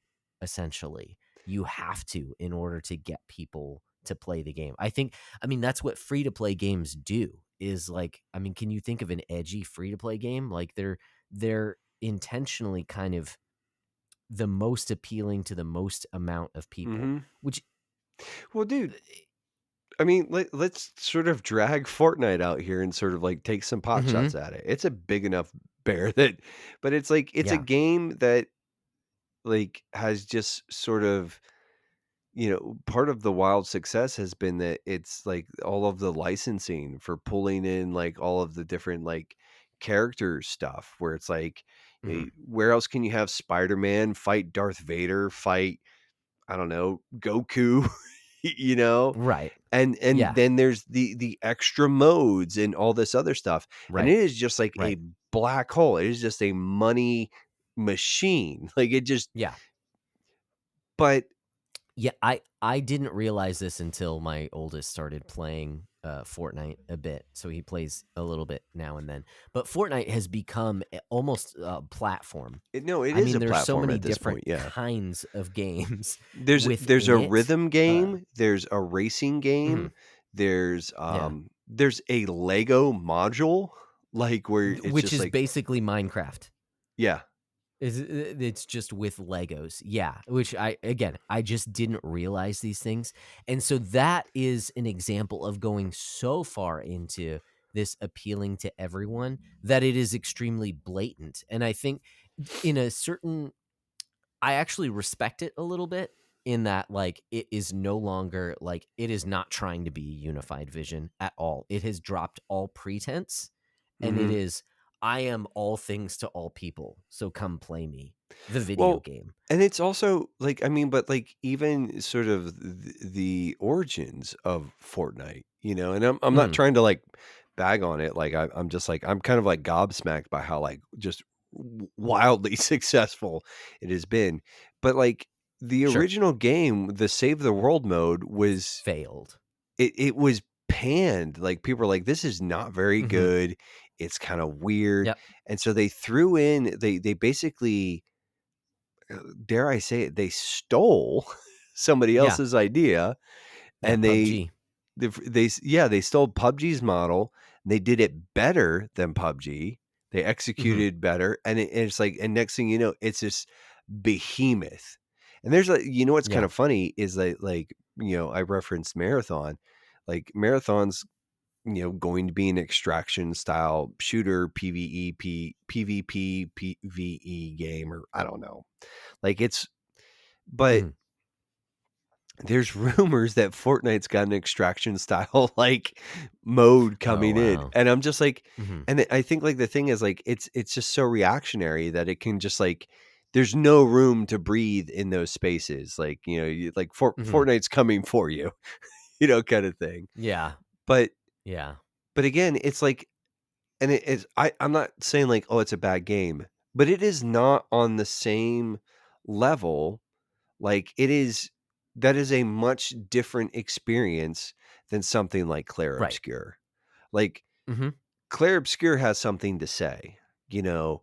Yeah. Um, even like you look at something like No Way Out or Split Fiction or Sea Hmm. of Stars, like these things, all there's like even Astrobot, I think, and Astrobot's a little more corporate. Astrobot's thing to say is like, isn't Sony great?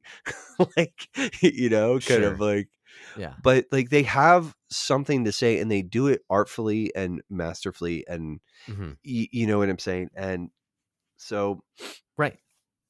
Right. I Whereas think, the best that Fortnite, although it generates tons of money, I think Fortnite in games like that, while you can have a blast playing it, and I don't want to take that away from anyone, mhm. I can think of all the nights that I stayed up all night long playing Halo 2 with friends.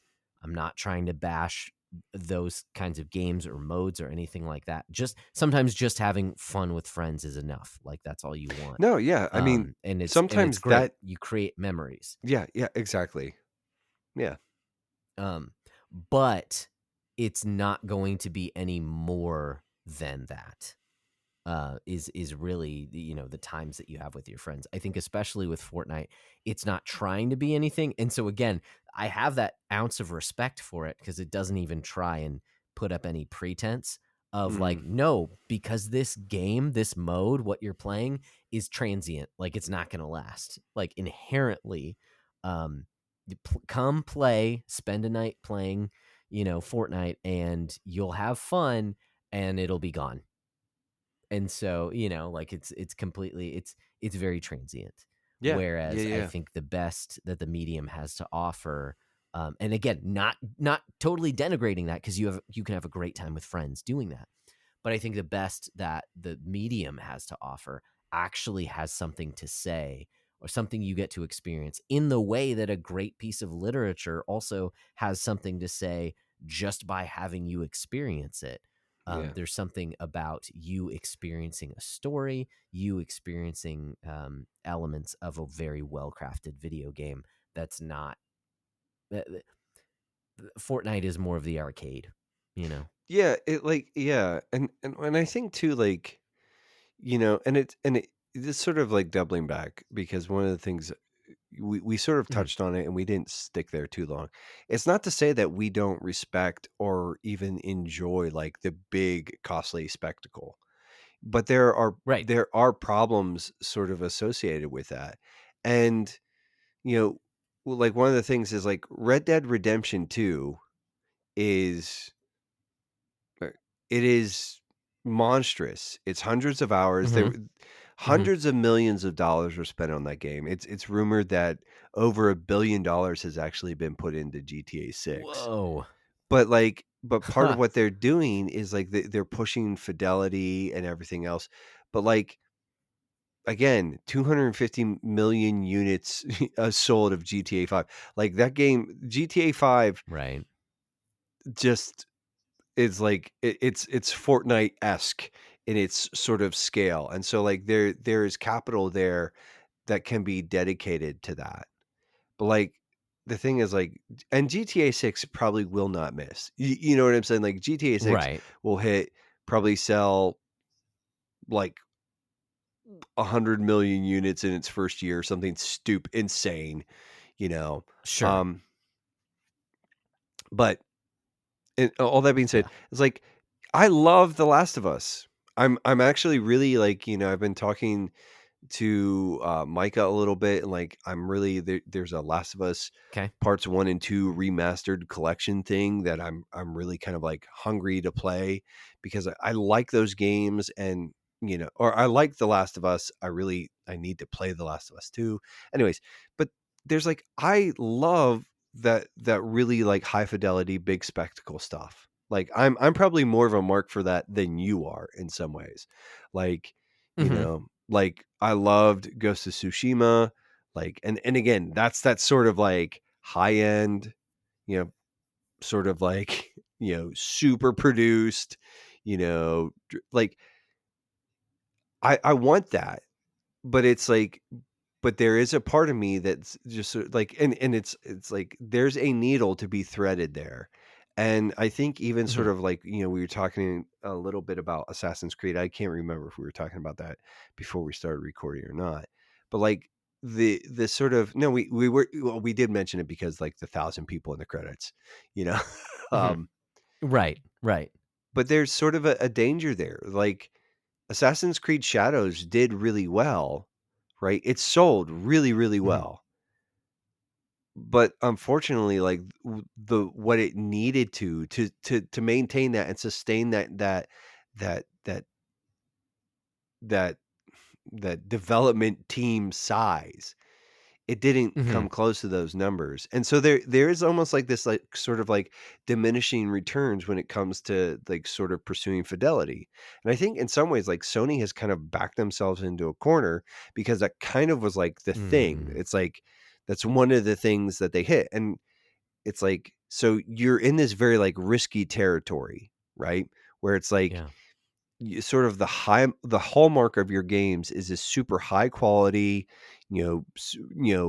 production per square inch. Colin Moriarty from Last Stand Media says like he talks about that, like that Sony games Okay. have like just like the attention to detail, the polish, everything. Like when you look at those first party Sony games, like production per square inch, like he's like there's nothing else like them. But again, those like those diminishing returns, like it's where it's like you need those games because of the amount of money that you've sunk into this. You need those games Right. to sell 10, 20, 30 million units.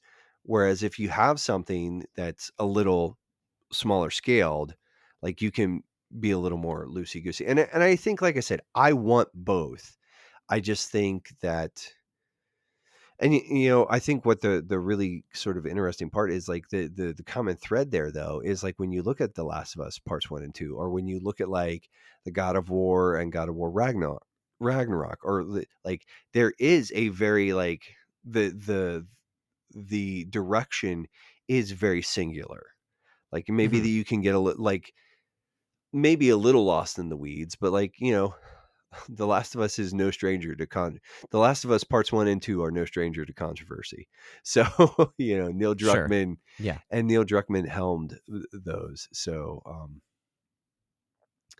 but I guess it's just kind of like, it's just, I think more than anything though, like the industry needs to diversify, because again, those diminishing returns are, I think they're starting to catch up. And I think that's actually Mhm. most evident in the Square Enix and Final Fantasy. Um, Mhm. that I don't I did we talk about it at all in one of our episodes, but the State of the Arc podcast? Was No, it? not on the podcast. You texted me about it, and so, yeah, Yeah. this is definitely a conversation about it, yeah. So this is sort of an area where it can kind of times, and I think we would both recommend the State of the Arc a few months ago at this point in Mhm. time, did a conversation on sort of like what Final Fantasy needs to do. And I think like they zeroed in on Final Fantasy. I think it actually would have been just more helpful sort of looking at Square Enix and what Square Enix needs to do to remain relevant. Sure. Or to kind of like, you know, just like to course correct, so to speak. Yeah. It's a really good episode. Don't co-sign with everything they say, but I think it's a really interesting conversation. Mhm. If you think about it, Josh, we could find the link to that episode and throw it in the show notes Sure. for people. Mhm. But part of what they talked about is that one of the problems Final Fantasy is running into is that the Final Fantasy series, starting, I'd probably say even with like 4 and 6, were like part of the hallmarks of these games were like the spectacle of it. Like with 4, you think about just like the set pieces and everything else, and just like it maybe it wasn't like the most graphically like explosive thing that ever came off on on the Super Nintendo, right? But it Yeah. was. I would actually argue that from the beginning, it was always about spectacle. That even the first game was trying to one up Dragon Quest Oh with yeah. its kind of fake out. It has, even as after that, after its kind of opening, it has a very cinematic scene where it talks about how the warriors go on to go on to search the globe for these crystals and things like that. It has Yoshitaka Amano as the character designer and things like that. I think spectacle has always been a part of the Final Fantasy series, through even from its inception. I think that's always been, at least the and I can't think of his name off the top of my head. Was it Takahashi? I can't remember if that's correct, but I think he was always thinking that way. Obviously, it's not in his Oh, hands anymore since Sakamoto. yeah, Yeah. Sakamoto. Yep, there you Yeah. go. Since he since like 9, I think, was his last one, or did he? Because I don't think he did 10. Anyways, doesn't matter. I'd say that's actually part of Final Fantasy. I'd also say, and here I'm jumping the gun a little bit, is that I don't know what Final Fantasy is anymore, but that's a whole other conversation. Yeah, well, and I think that's the thing, is like Final Fantasy has just been like, but starting with 7, it became really pronounced, where it was this sort of Certainly, yeah. like Mhm. this kind of like drilling down on like just pushing, like really blowing things out. And so Final Fantasy 7, Mhm. you had the 3D modeling, you had all this stuff. Now, full disclosure, we've had this conversation before. I think Final Fantasy 7 is a bit of a mess and people love Mhm. it, but it's like got 3 different sort of like visual languages all jumbled together, and there's like, it's Yeah. kind of visually, production wise, I think it's pretty incoherent, and or Mhm. not, it's not Not it cohesive. not cohesive. Yeah. Yeah. Um, that's a great way of putting it. So there's that. But um, and then 8, sort of again, it's sort Mhm. of like these big. Yeah, I go back to, you're the best looking guy here. Right. That Yeah. meme. Um, Yeah. I just think about the Penny Arcade strip with Right. that. Yeah. That just sticks in my head. I love that. so much. But then 9, and there's sort of like this for the time, this really like holding to like visual fidelity and really like Yep. really leaning into that and trying to like blow that out. And again, sort of like really chasing spectacle. And then 10, 12, 13, all of the 13 games, 15 and 16, yeah. you look at the, again, like the effects budgets on those things and like how, and again, it says, and I think for a while, okay, like you can be fine. Like when Final Fantasy 10 comes out, there is nothing like it. Fully voice acted, Yeah. the cinematics, the scale, like all of it. Say what you want about like Titus's goofy laugh, Titus, however you say his stupid name. No, you were right. You had it right the I first know time. His name is Titus. it makes me so angry. Like it's like I just Yeah. I hate it so much. But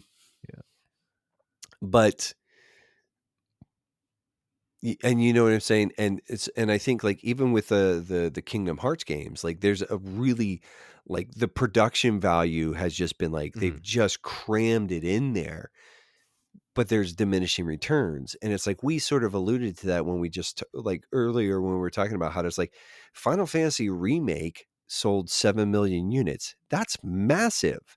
But when you need to hit 10, 12, 15 or 20 million units, 7 is a drop in the bucket. Yeah. And that's the trade-off here.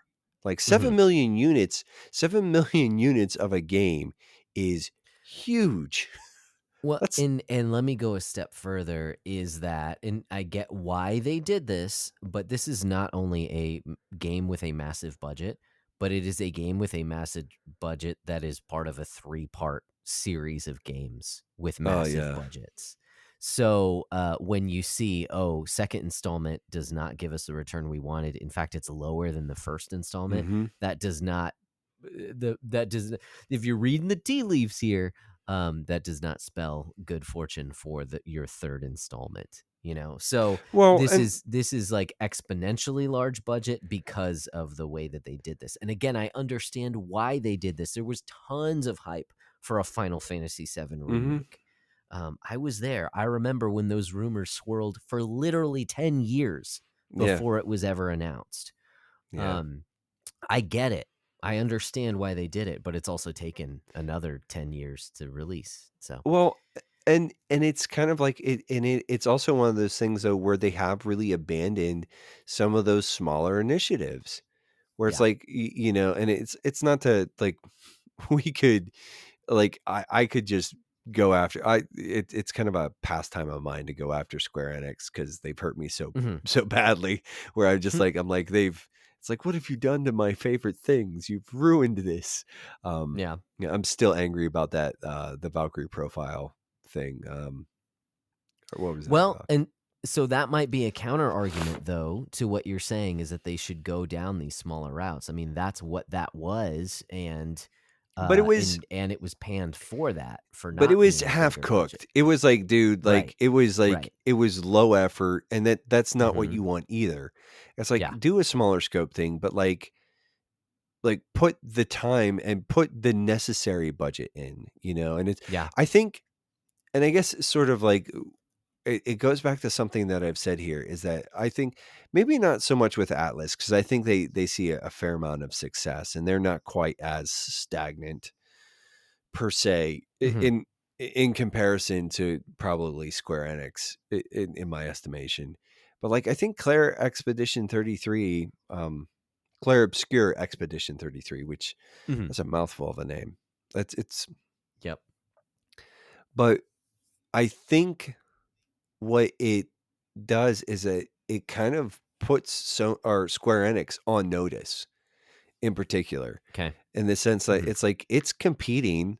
It's sort of like it's sharing some of that same sort of headspace and sort of the circles like of buzz, so to speak. Like, a lot of the hype is sort of there for it.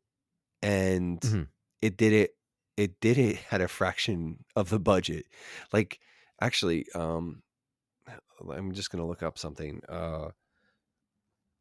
I'm so good at typing from a mile out. 7. I want Rebirth sales. Rebirth. Oh, come on. Wow. And let's sort of, because I think, yeah. So Final Fantasy VII Rebirth has sold around 2 million copies. Now that's from April 2024. But you know, and again, it'd be nice if why search engines are just so wildly inefficient. Like I want to know current sales numbers, but it's like, so we Right. know that, a little bit after it came out, it sold about 2 million units. Okay. And because it came out last year, I think Mhm. around the turn of around the beginning of the year. So, but it's like, and it's probably sold more since then, but it's like, you're probably looking at, 2 or 3 million units, maybe 3.5 million units total. And again, hopefully it's done more than that. But then, one of the things about Claire Obscure, one of the things about Expedition 33, 3.3 million units in 33 days. Yeah. Like, and it's one of those things where I'm just looking at it and I'm like, yeah, this, to me, it does kind of put Square Enix on notice a little bit. It says, okay, Mhm. like we're going to kind of like, in a way, beat you in this space that we're sort of an undisputed champion of. Mhm. And it's because we're not going to get sort of lost in the weeds, and we're not going to and again, it's like the design by committee kind of stuff kills a lot of that. But Right. it's just, and I guess it sort of comes back to, it's like, I want these companies, I guess what sort of all this conversation that we've had is like, what I want some of these bigger companies to do is to look at these smaller success stories and say, Mhm. like, oh, hey, what if we spin off 50, 60 people and we give them, X amount of money, and we sort of say, like, you've got 5 years at a smaller, like, you've got a smaller clip, and, like, scope things reasonably, Mhm. scope things well here. You're going to have a smaller budget. And the expectations aren't going to be like, but what if you let people sort of chase their passions? Yeah. Like, I mean, Yeah. part of the problem that, like, current Bungie, BioWare, you look at some of these other companies and they're bleeding talent. And what it Mhm. is that a lot of the people who made those studios what they are, like, who really were the visionaries and the behind, like, the sort of the heart and soul behind this stuff, they've left. And the people that are there, I don't know if it's they aren't capable of it, or maybe they weren't allowed to, but it's like these things feel soulless, you know? Yeah. Yeah. So, Yeah. I think just kind of a case in point, especially with the Square Enix, is I think of smaller kind of side games. You've got your big tentpole Final Fantasies, but I think teams that are plugging away on Octopath Traveler, on games like that, Bravely Default, which in Octopath Traveler kind of came from the same place. Like those kinds of stories. Now, I don't know that they were raging successes, but I think they're really good games. mhm. So I'd like to see some more of that. It just kind of as a case in point to what you're saying is, yeah, I agree. That's what I want to see. Again, not to take away from big, you know, big bombastic games, big bombastic AAA games. I like those too. But I do think we're definitely running into a lot of issues when those are the things that a lot of companies say are going to save us, you know, um, especially as the market just continues to grow.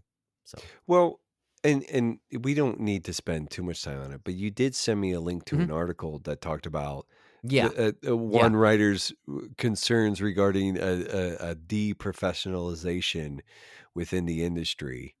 Yeah. And I don't want to be snide, but I think, and I do think there is like a part where like, hey, you want a mature industry. So you want seasoned designers and Mm-hmm. writers in there. Mm-hmm. But I think it's kind of one of those things where it's like, I think if there are multiple lessons that we can and should be learning that the industry can and should be learning over the last 10 years, right? I Mm-hmm. think there were a bunch of missteps surrounding COVID. It's like where these companies Sure. just Yeah. assume that this growth, that growth and that trajectory was set. And it's like, it's just going to Yeah. keep being an onwards and upwards ramp. Um, you can say things about that. Um, but I do think like there's kind of like this thing where it's like, I think in it, and it's kind of it's it's kind of hard to like put all my thoughts on this one together, but the Sure. video games are really kind of hard to talk about when we're talking about like the development side of things for a lot of reasons, because it's just as much art as it is sort of like technical proficiency. Like, so you want Sure. good programming, Mm-hmm. like just like you want efficient seasoned programmers for developing software, right?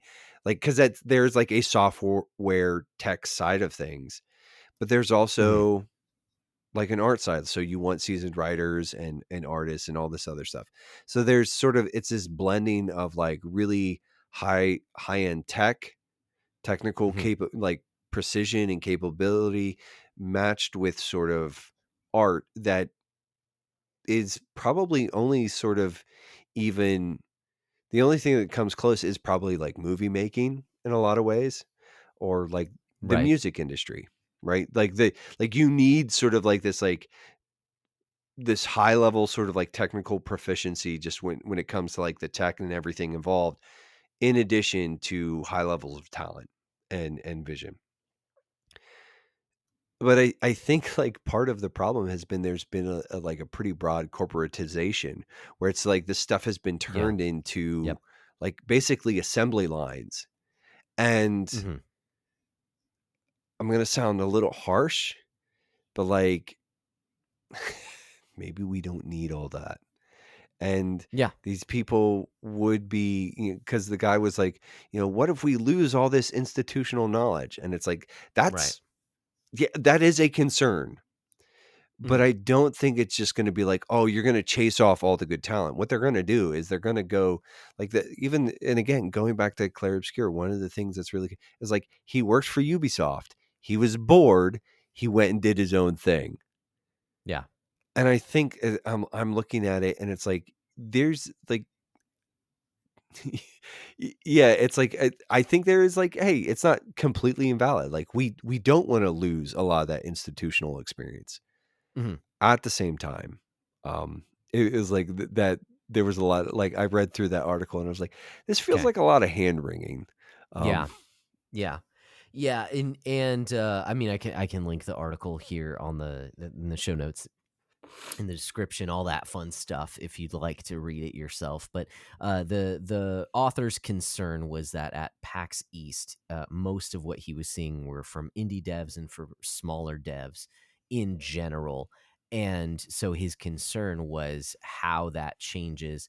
One is his concern seems to be for some of the, not middlemen, but some of the aspects of creating games that can be outsourced. And so he's saying it's a devaluation of these people, because now they're not no longer a part of a dev team. They are simply, a hired gun for this project. And so he's saying that this benefits either the really small teams that make it really big by making an amazing game, or it benefits the people who've been in the industry for a long time, because then they can get the jobs that they want easily, um, simply because of their repertoire. But everyone in the middle, he's saying, is, well, this changes things for them, and how are they gonna do this as hired guns? This is devaluing them. To which I would say, one is that, okay, the landscape changes. Like, I understand you have a concern about that, but landscape changes career wise in everywhere. Yeah, Maybe not in the medical field, every but other everywhere sector else. feels these things. Right, Why right, shouldn't you exactly. guys? You know? Hmm. Yeah, there's And that. and Yeah. I think there's a net positive when you have lots of smaller teams, because I think, and I say that because we've gotten to a point where things have become so bloated. Again, I'm not against the bigger games. It's simply that we've gotten, the norm seems to be these enormous budgets that can't be recouped, and that's not healthy. And it creates kind of AI slap the video game, in some It ways, it not also always, but it also sort of, like, if that goes unchecked, it becomes a bubble, and then Mhm. things just collapse. Like, Right. and so yeah. Yeah. So, It's yeah. anyways, I shared that article because I thought it was a very bad take, Oh, frankly. no, That it's yeah. I it just, it strikes me because I would have the opposite reaction if I went to a convention and I saw a ton of smaller development teams. I would be excited. Like, there's lots of people out there that want to make games that are so committed to the idea of this video game that they're making, that they've come to this Mhm. convention, that they're showing off their games. Like, that's a good thing to me. I They're want hungry. game. Right, They're hungry, exactly. yeah. Um, and instead, this reaction was, "Oh no! Like, why we need to have bigger teams? We shouldn't have these smaller teams." I'm like, that's bad Well, take. Bad take and is bad. it's like, I would rather have a smaller, hungrier, lean team that, Yes, like, like, here's the thing, like, the term crunch gets thrown around, and I sure, recognize there are issues surrounding that, you know, yeah, I'm not discounting that. Like, abusive workplace practices on the behalf of management are abusive, and that's hmm, wicked and should be called out and dealt with. You know what I'm saying? yeah, But I think it's like, whenever you're in the arts, there are room for craftsmen who are just, like, really good. Like, in film, right? It's like, you have guys who are like lighting techs, and they're just really good at doing that, and they need to be hmm, paid well, right? And I would hmm, advocate that for something within, like, gaming, like, similar. But I think, and I don't want to read too much into this, but I think there are a lot of people who sort of, they aren't hungry. hmm, Um, they're kind of, like, coming at this, and it's like, and again, I don't think, like, you should have to, like, practically kill yourself to make right, a game yeah, either. So it's like, I know there's a bit of a nuance, but I think there's a lot of people who sort of come at this, they want to treat it sort of like as a, almost like, sort of like 9 to 5 kind hmm, of, like, I'm just going to come in, like, do my shift and, like, check out. And it's like, that's not the job. That's not the industry that you're signing up to be in. If that's what you want, hey, United States Postal Service is hiring. UPS is hiring. FedEx is hiring. Whoever, like, if that's what you want, there are other fields. hmm, It's like, it almost like, it's kind of like, you want the people who are going to, like, again, make sacrifices and be hungry, and and again, I don't want to see anybody taken advantage of or exploited or anything like that. But it's like, I think, especially when it comes to creative endeavors, like, hmm, there needs to be a bit of edge there, like, and needs, you yeah. know what I'm saying? Like, Right, and and I think there's something beautiful about limitations and how they yeah, force you to get creative in order to get around them. Not even talking about, like you were talking about, kind of hours put in blood, sweat, and tears. But I think there have been previous eras with that were that fantastic video games came out of previous eras where you had to work with much less. And I say that in terms of the video game, what you could do to create a video game, and the amount of time that you had to create those video games was much less. And so I think if you're really passionate, Well, you'll find a way. I was just gonna What's say, that? like, but yeah, I was just gonna say too, like, and it almost seems like, how many times how many times do we have these conversations about like just bloat in games? Right. We've Yeah. talked about Assassin's Creed. A franchise that is like notoriously guilty on just like there's like just like these Mhm. games are so just polluted with extra non-essential junk that doesn't really, you know, and it's some people love that, I guess, but Sure. it's kind of like you were talking about the beauty of like there's a beauty in sort of embracing limitation. I think one of the other things though is like you've got all this money and these people have put all this time, so everything's precious, nothing can be cut. And so then Mhm. you have a game that probably should be 20 hours, and but because we have to include all this other stuff, we made all this other stuff, so it's got to be in there. Next thing you know, it balloons out to 40, 50, 60, 70 hours, and it didn't need to be there. You know what I'm saying? And Mhm. like, and again, I keep referencing Claire Obscure, and again, I'm Yeah. obsessed with this game. Mhm. But it's like to beat the game, it's like 30 hours just to play. If you like golden path it and you just sort of like do story beats, maybe a little bit of exploring, but I have double that easily in it because I'm just like Mhm. so enchanted by the world, and I sort of like I want to get in there and I want to sort of like uncover every little secret and I want to wrestle with it. And it's like that's what you want. Like that's the Mhm. goal. But you don't do that by sort of not drawing lines. Like, by not exercising restraint. Like if you just kind of throw it all in there, eventually it's just too much. I don't know. Yeah. But Yeah. it's not to say that you can't pack things full of it. But yeah, anyways. So yeah, and I think sort of where you were going to is that like, we think about the games that we came up with, that we grew up with, and you read about like the dev cycles where it's like 30 people and it's like you've got a year Right. and it's like get to cracking. And some of those are like what that was we were talking about, that was Mega Man 2, I think you said had it was like they had like a year to make it Yeah. and 30 people. Yeah. I mean, And that's it was tiny. Uh-huh. and that's considered one like that's a foundational game. Right. Yeah, Like it's still upheld nowadays. Yeah. It's a sort crazy. of a pillar in design and everything else. I just think about like and I go back to it is like I think about Shadow of the Colossus on PS2. And it's like the Mhm. original vision for that game was like dozens of colossi.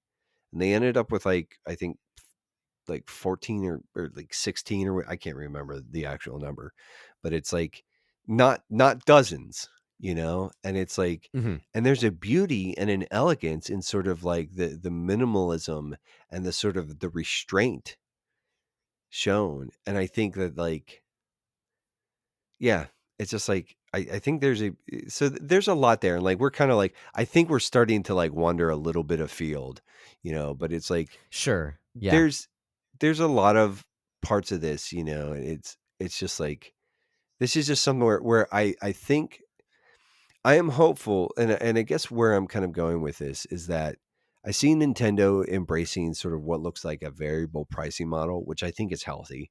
I think it's good. Mhm. Um, Yeah. because and on the same end, I also see like I'm hopeful that Expedition 33 and other games like this are sort of a signal of maybe the industry returning to sort of maybe again these sort of smaller, more sort of you know like just more narrowed, like zeroed in, more focused passion project kind of things where we can maybe get some like Mhm. real magic occasionally, and Yeah. Like, yeah. Yeah. I'm hopeful. Right. Yeah, especially when you see one like this do so well, for sure. I just wanted to clarify, because I did a quick Google search here, that apparently Mega Man 2, its development team at its peak consisted of 6 people. Oh, And not it took 30, 3 6. months to make. How 6 long? people in 3 months. 3 months Oh, that's is insane. what. That's Yeah, insane. it is insane. Maybe I And was thinking apparently Final that Fantasy IV or something like that. it could have been, and part of the reason was because they immediately started on the sequel after the first one was released, because they weren't fully satisfied with the first one, which makes a lot of sense in hindsight. And they didn't want Capcom to tell them to move on to something else, so they just immediately started work on 2. Yeah. But again, that is absolutely insane. That, again, one of the most highly regarded video games of all time was created in 3 months by 6 people. Yeah. That's yeah. kind of crazy. But And again, I do hope that things like Expedition 33, like I hope that we get more of this, and I hope they Yeah. do sort of offer sort of like they sort of challenge the industry to do some course correction. Like yeah. I hope that Square Enix is looking at Expedition 33 and saying, like, what can we learn from this? You know? Yeah. I'm not opposed to like you making sort of like you're saying like sort of being a little like I think I mean there's a lot there, but I think one of the beauties is of that game in particular is that it's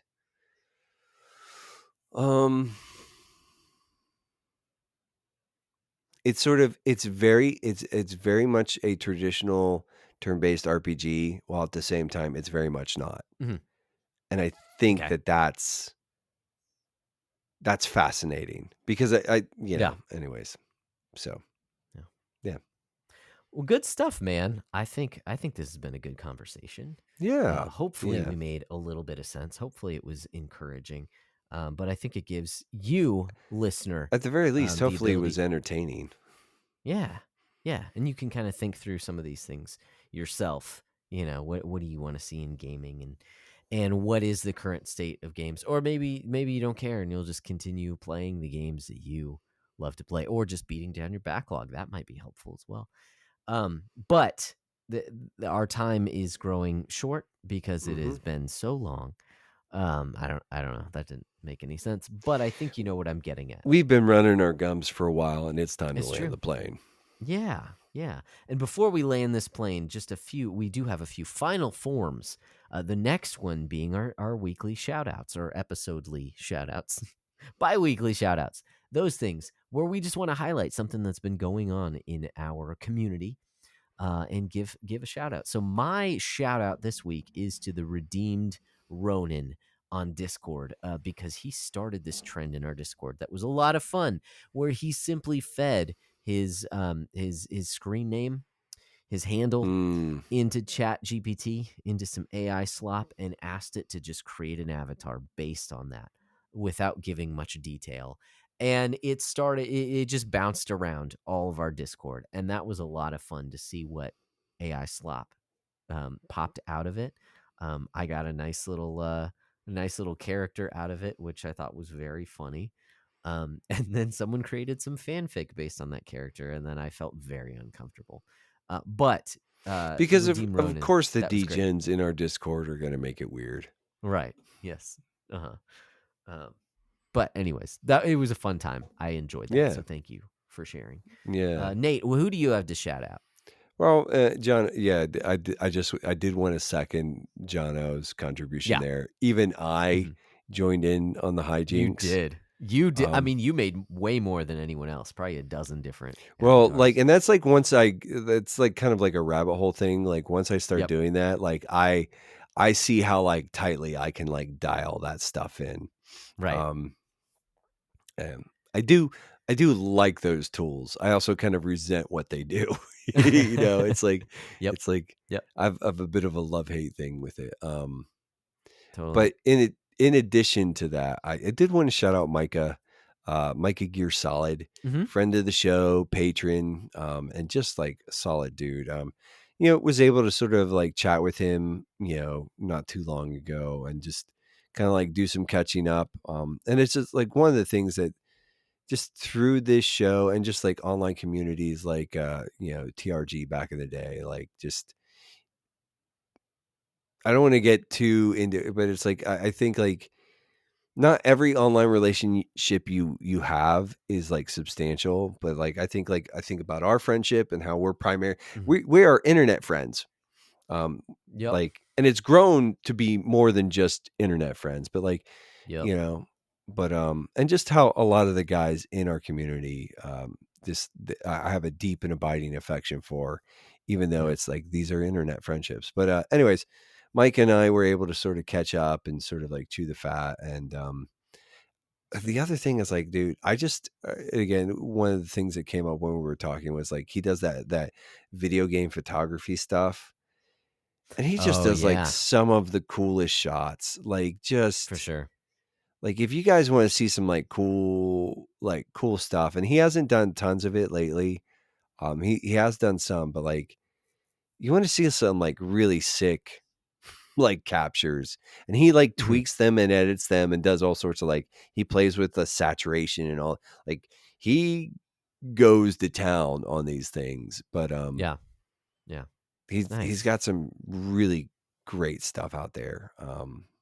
And so just shout out to Micah for just man, making some cool virtual video game photography stuff. Like it's pretty sick. Yeah. And just being a cool Awesome. dude. So yeah. Yeah. So Sweet. that is my shout out. But Nice. now Nice.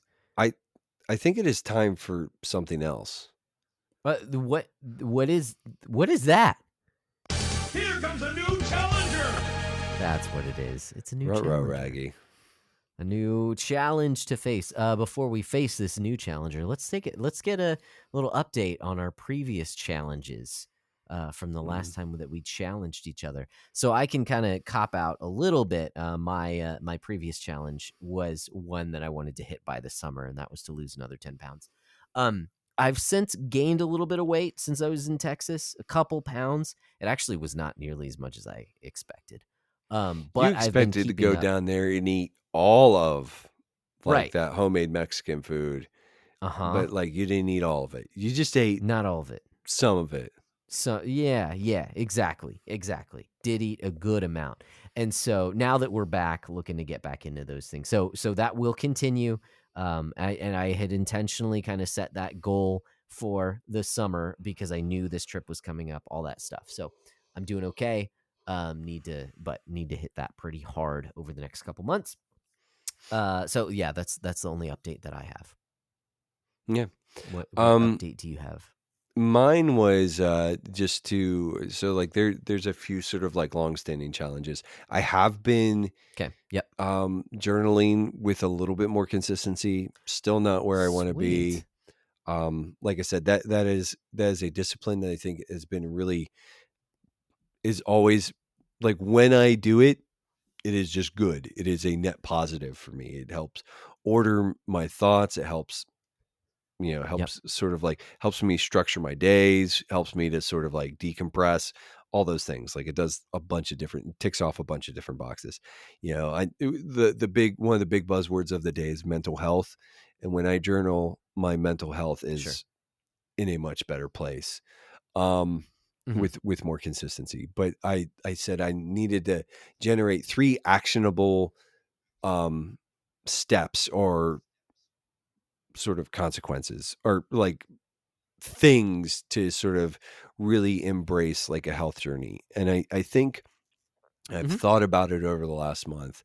And so one of the things I need to do is I really need to emphasize sleep.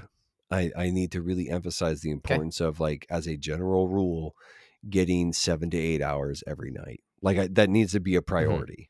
Like it's not to say that it's going to happen all the time, but it needs to happen most of the time. And that I I'm not great at that because it's like I do the dumb dad thing where it's like, I'm going to stay up till 12 a.m., doom scrolling or Right. reading this book or watching this show or whatever. And what I need to do is just say like, hey, come 10 o'clock most nights, go to bed, like go lay down, close your eyes, like call it a night. So prioritize sleeping. One of the other things is I just do need to like count calories. I am not like, I sort of, as a general rule, kind of do some very loose, intermittent fasting in the sense that like I only really eat within a certain window. Yeah. And I could probably tighten that window, but like because of the way I used to that window used to be from 1 to 7 p.m. But I come home a lot earlier than I used to because I don't live on the route anymore. And so I usually come home and I usually eat my lunch around 10:30 a.m., Okay. And so I think it's like I think I need to reestablish that window, and I think part of it. So I need to count calories, but I also need to like lock in and say like nothing as a general rule, nothing after 7 p.m. Just like hard and fast, like unless that's when you're eating supper. And the last is like I need to get back into some sort of exercise regimen. Period. Especially now that my hand is sort of like mostly recovering. I need to kind of start doing some kettlebell workouts and sort of looking at some of that. Like kettlebell is probably going to be like that's probably going to be where my weight training, kind of comes in, just because that's going to be the most accessible thing for me. So those are my three things, hard and fast, like, pretty hard and fast lines for sleep, and sort of like diet. And again, it's like, I don't think it needs to be but I do need to sort of like set figure out what I need calorically and then say like, you need to stay within this it's not to say never, but it's like, hey, if you eat ice cream, okay, that's X amount of calories, like that counts. And it's like, that's the decision you made. Right. Yeah. And so being intentional about that. Yeah. Yeah. And then, like I said, the other thing is just really like getting back into the weight training and just be a lot more intense. Like, and it doesn't have to be anything, but say like 3 times a week, do some weight training. Yep. Yeah. Like 15 to 20 minutes. Right. Yeah. You can start off small and that's good. I use a dumbbell. I've been doing a dumbbell workout routine that I just found on YouTube. And I've just been doing that every other day so that I get a rest day and then I do it again. And it's been good. Yeah. So, I dig that. Moving forward, a challenge that I would like to set for myself is actually, we went to the library earlier today and they have their summer kind of promotional stuff going on. And so it is for kiddos, but there's also an adult version of the kiddos read 20 minutes a day. If you do that for a week, then you get a little bracelet with a charm. You get to add a charm. You know how they have like Crocs charms and stuff like that. Oh, yeah. But there's the adult version as well going on at our library where you finish 8 books over the summer. And for each book, you get a raffle ticket. They're giving away a number of different things, and you can put it to whatever you want. But if you read 8 books over the summer, then you get a pint glass from our local library that has their logo on it. So I'd like to hit that goal over the summer. So by the next episode, I'd like to have 3 books read by then. That's what I'm. Now, do they count audiobooks or? I don't know. I didn't ask because I'd like to actually physically read, not actually read. It is still. No, it is actually reading, versus listening to someone else read it to you. Yes. So right. It's fair to say that. It's fair to say that. So they might count, but I am not going to count it because I'd like to stretch myself. Yeah, no, that'd be good. That'd be good. So That's that's cool. my goal. I guess sort of like mine moving forward, I guess will just be like those 3 things that I talked about. Yep. At least 7 Yeah. hours of sleep Implementing most those. nights. You know, sort of the dietary sort of like locking in that window, you know, the calorically and temporally. And then, you know, so like just saying like, hey, 3 times a week, pick up the kettlebell. Mm-hmm. Well, do more Dude. than just pick it up. Move it around and some put it too. down and pick it up. Yes. Yeah. Nice. Well, I like it, man. That's great. And speaking of possibly the possibility of getting at least close to 7 hours of sleep, we're gonna have to end this episode in order for you to get anywhere near that tonight. So I think we've had a great time. You know, Yeah, I dude, think we've had it's been a good some one. good conversation. Yeah, and you know, listeners, if you got all the way through, watchers, if you got all the way through, shout out to you guys, and you know, do the things. Let us know what you thought in the comments here, or you know, there are other ways that they can get a hold of us too, right, Josh? That's true. Tons of ways. We're all over the internet, and you can find all those ways at our Linktree, which is simply just linktree.com/the backlog breakdown, or show notes or description, whatever. But Linktree works too. Check it out. Well, I think, yeah, it's like it's getting late. We actually still have a bro hang to record, and yeah, but it's time for us to just call it a night. So until next, we did the thing, Josh. Until next time, what should they do? We did. Guys, keep beating down your backlogs, and we'll keep breaking down the benefits.